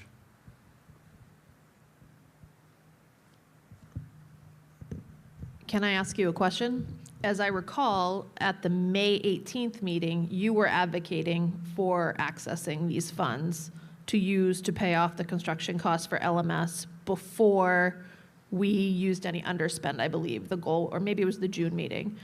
What has changed between now and then that you don't think it's a good idea to use these funds for LMS, but did before? I don't recall that, so I'm going to have to go back and look. I don't know that off the top of my head. Okay. Right? I would never be for using these accounts for not the purpose that money was put into those accounts. I can see using the 350 in covering off some of the deficit, but only if we have it reserved and I can encumber it to put it back, dollar for dollar.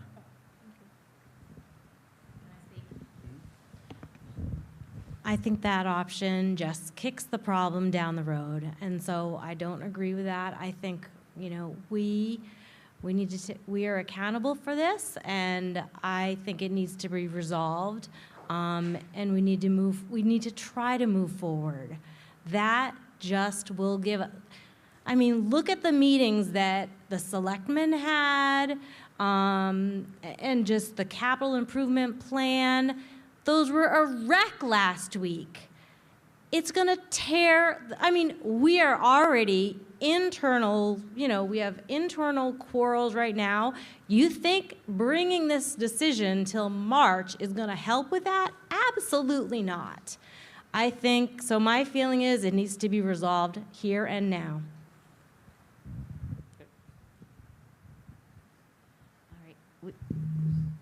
We have a motion and a second. Is there any further discussion? All in favor of voting for option 3, say aye. The postponing till March election. Opposed? Aye. And abstain? I think that was a 4-1-0. Let's do a roll call vote. Tara? You are, I'm sorry. All in favor, say aye. I'll do a roll call vote. Tara? I'm the only aye. Okay, I just wanted to make sure of that so that everybody was clear. All right, thank you for that. 0-1-0-4-1. Nope, 0-5. 1-4-0. It's too late, people. Okay, sorry about that. I will make a motion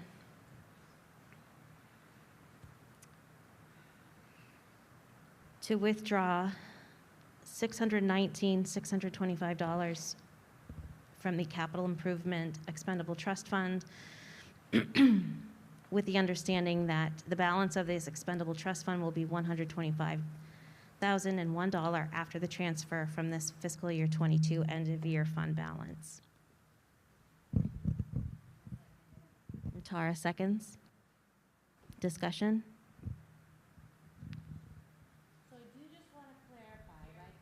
Sorry.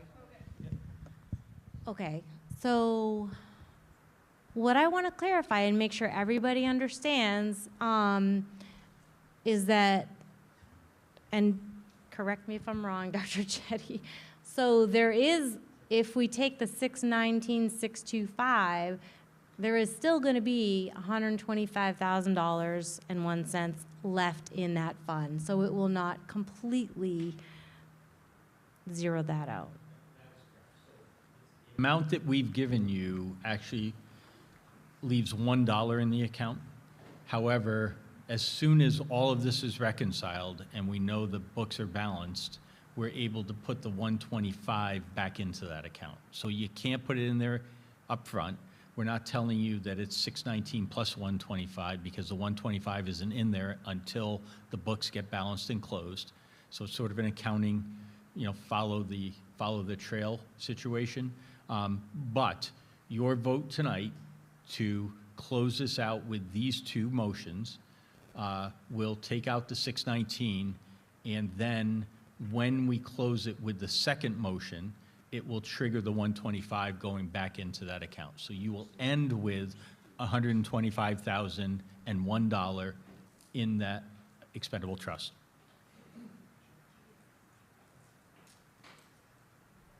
Can I ask a question? What are our options for funding this in the future? If there is amazingly a large amount of underspend that gets us out of whatever hole we're in for FY23, and then still additional underspend, would we be able to, if the board voted, to put money back and replenish that account?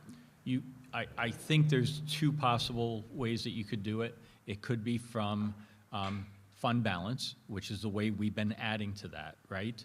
So you could have an article that you bring forward to the voters asking that to be replenished from fund balance. Another is it could be a warrant article to raise and appropriate an additional sum of money to go into that line. So that's another way to do it. Or you have to remember that the balance that's in there came from the legislature giving us additional adequacy money, and we had a public hearing, and we earmarked that into that fund for building projects. So those are all ways that, we could end up replenishing that down the road. And that's what I was, when I answered the gentleman's question about, it depends on the warrant each year, and it depends on how the board overall feels the voters will be supportive of trying to address the school projects.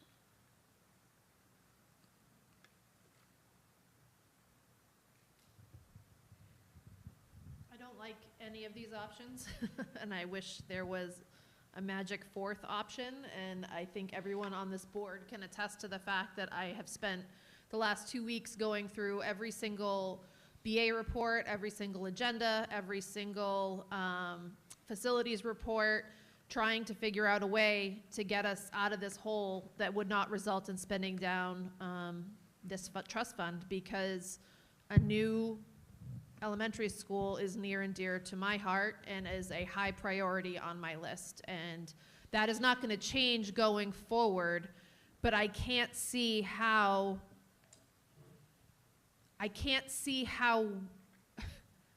we can't close the books with a negative balance. We just can't. We're not legally allowed to do that.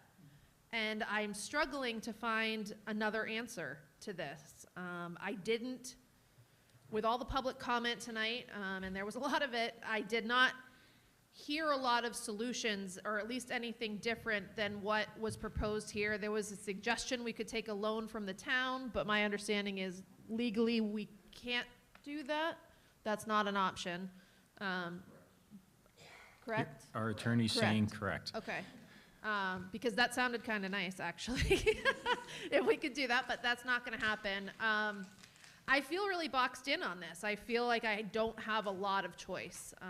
And so I am going to regretfully support this motion, not because I think it is the best choice. And with a new elementary school still clearly on my priority list for the rest of this year, understanding that we have a lot of work to do with the town. But I don't see another way out of this. I don't. Heidi, and I can contest that you did a ton of homework. You pulled out your lawyer hat and you were like, what about this? What about this? And you looked at that. You did the time and you looked at everything. And I think every one of us also did that same thing. I had my own timeline, and I'm greatly appreciative of Kate Stevens from the Budget Committee for taking her time to create a timeline, which was just fabulous. And I think we all, at some point, need to reconcile our own timelines and come up with, this is the official timeline of what we know to be the facts. And, you know, I think that we do need to take that time to evaluate what happened. Get it in writing. I think it should be in a report. I think it should be by a third party. And I think it's critically important, building trust in the future, to ensure that there is a clear record of what happened, along with any recommendations that the third party has. I mean, I know every one of us on this board has thoughts about how to move forward as well. But anyway, I do know you've had some, thank you, you've had some really creative thoughts. Any other comments or questions? Yeah, I agree with you wholeheartedly, Heidi. I mean, this is stuff that we've worked for years to, these are funds we've worked for years to save up, and to have to spend them in this way is just heartbreaking. I guess the only last thing I want to say is, I don't know if this is on or not, I'm still really disappointed that this happened at all. And so I still intend fully to spend time at our Wednesday meeting, as well as time in the next month or so, trying to figure out where things broke down. I can say I certainly wished I asked more questions. I didn't know about this. I wish I did. And I wish I asked more questions. And I think all of us sitting up here are probably kicking ourselves wishing we asked more questions back when the word deficit was first used with quotation marks around it. And hindsight's 20/20. But for tonight's purposes, I feel like the first step in moving forward is figuring out how to not have a negative balance. And then secondarily will be, I think, some very difficult conversations about steps going forward.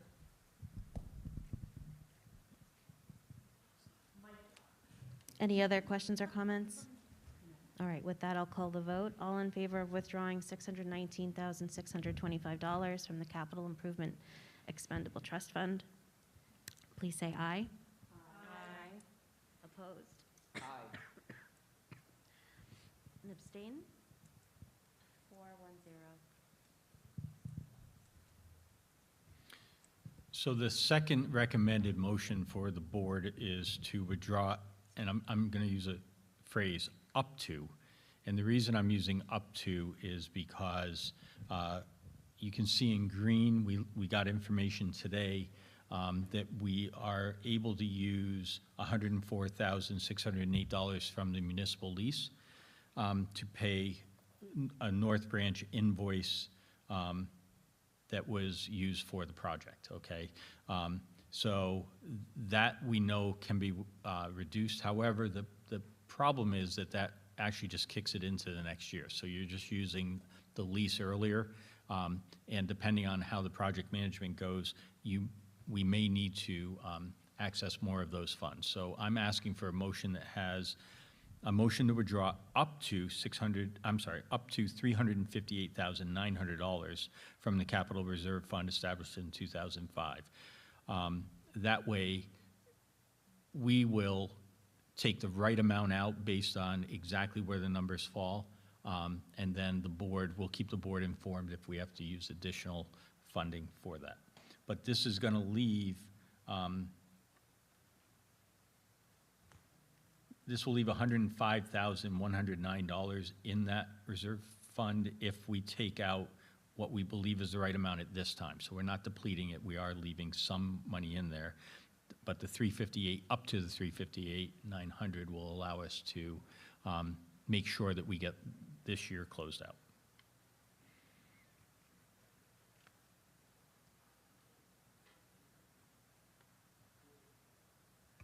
Nobody wants to make the motion, but I will make the motion for discussion. Motion to withdraw up to $358,900 from the Capital Reserve Fund that has the stated purpose of funding school capital improvements, building maintenance and repair. Do I need to say the rest?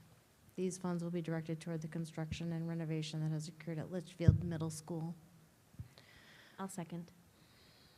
So my first question is really along the lines of what Andrew had brought up previously, like, you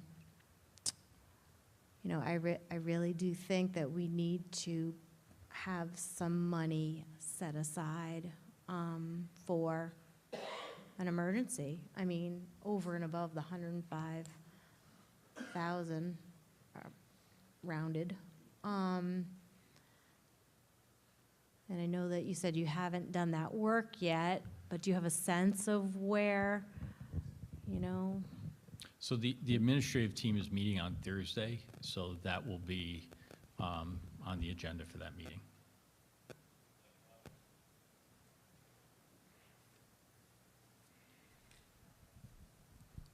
I can't support bringing this fund down that low.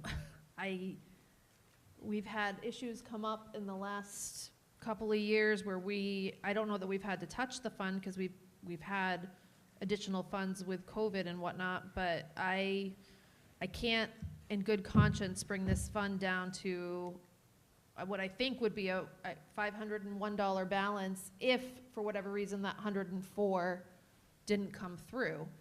What kind of guarantee do we have? I know we have verbal confirmation. I mean, what's left to figure out on that? So they have told us that they will allow that is an expense we can make. Am I correct on that, Doug? That is correct, yep. And so that's going to leave the $105,109 Okay. in the rainy day fund. Yeah. So should we amend that Heidi, motion? well, you can certainly do that. That's the will of the board.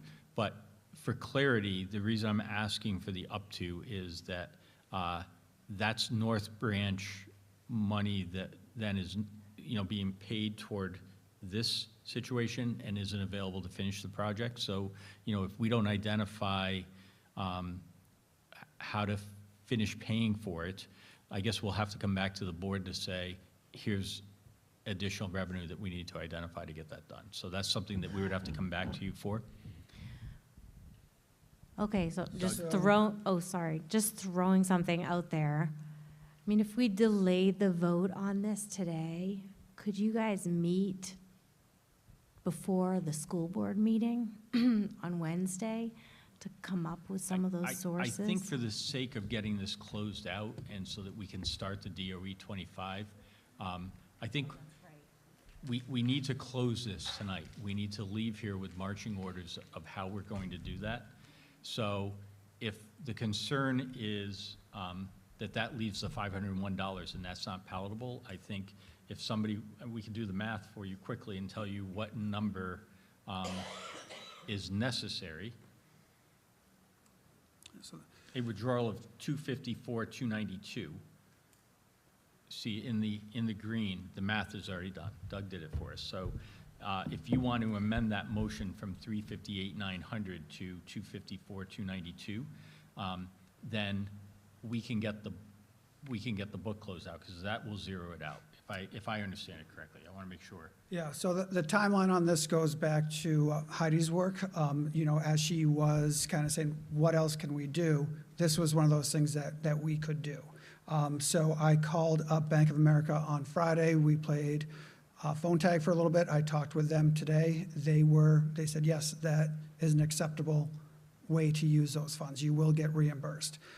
At that point, I felt like 100% certain, but what I did not want to do was have all this information out there before, and then people see a switch in it, too big of a switch, where if they looked at the overview, instead of seeing 978,000, they would have saw that drop down by 104. I didn't want that switch to happen without us having a chance to talk about it. So the only switch we made at that point was to turn this box green, knowing that we did have access to it. So I feel comfortable from my phone conversation that 254, 292 could be the motion. All right, so can I revise my motion to be 254,292 from the capital reserve fund? And I'll second that amendment.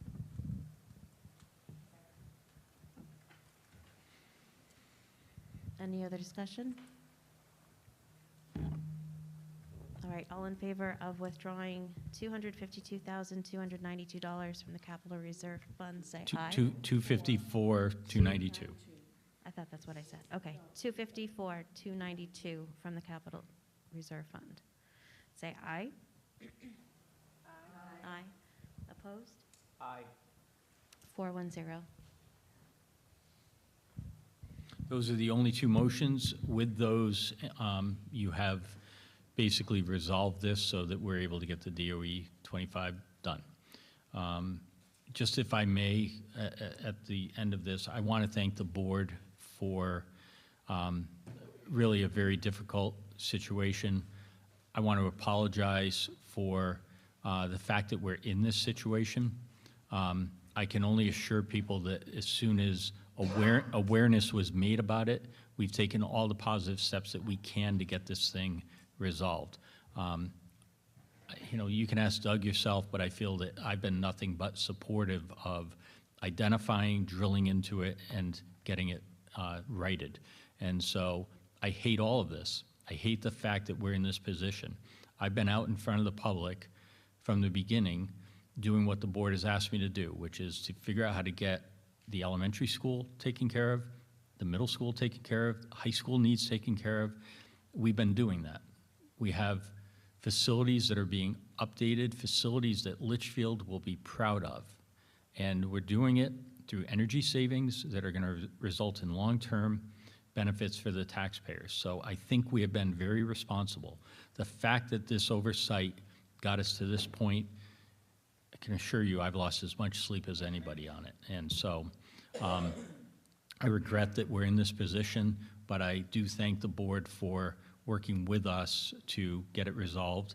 And I also thank our auditors and our attorney for being very creative at laying out what possible scenarios we have in front of us, because this is a once-in-a-career thing. It's not anything I've ever faced before, and God willing, I never face it again. So hopefully we can get through this.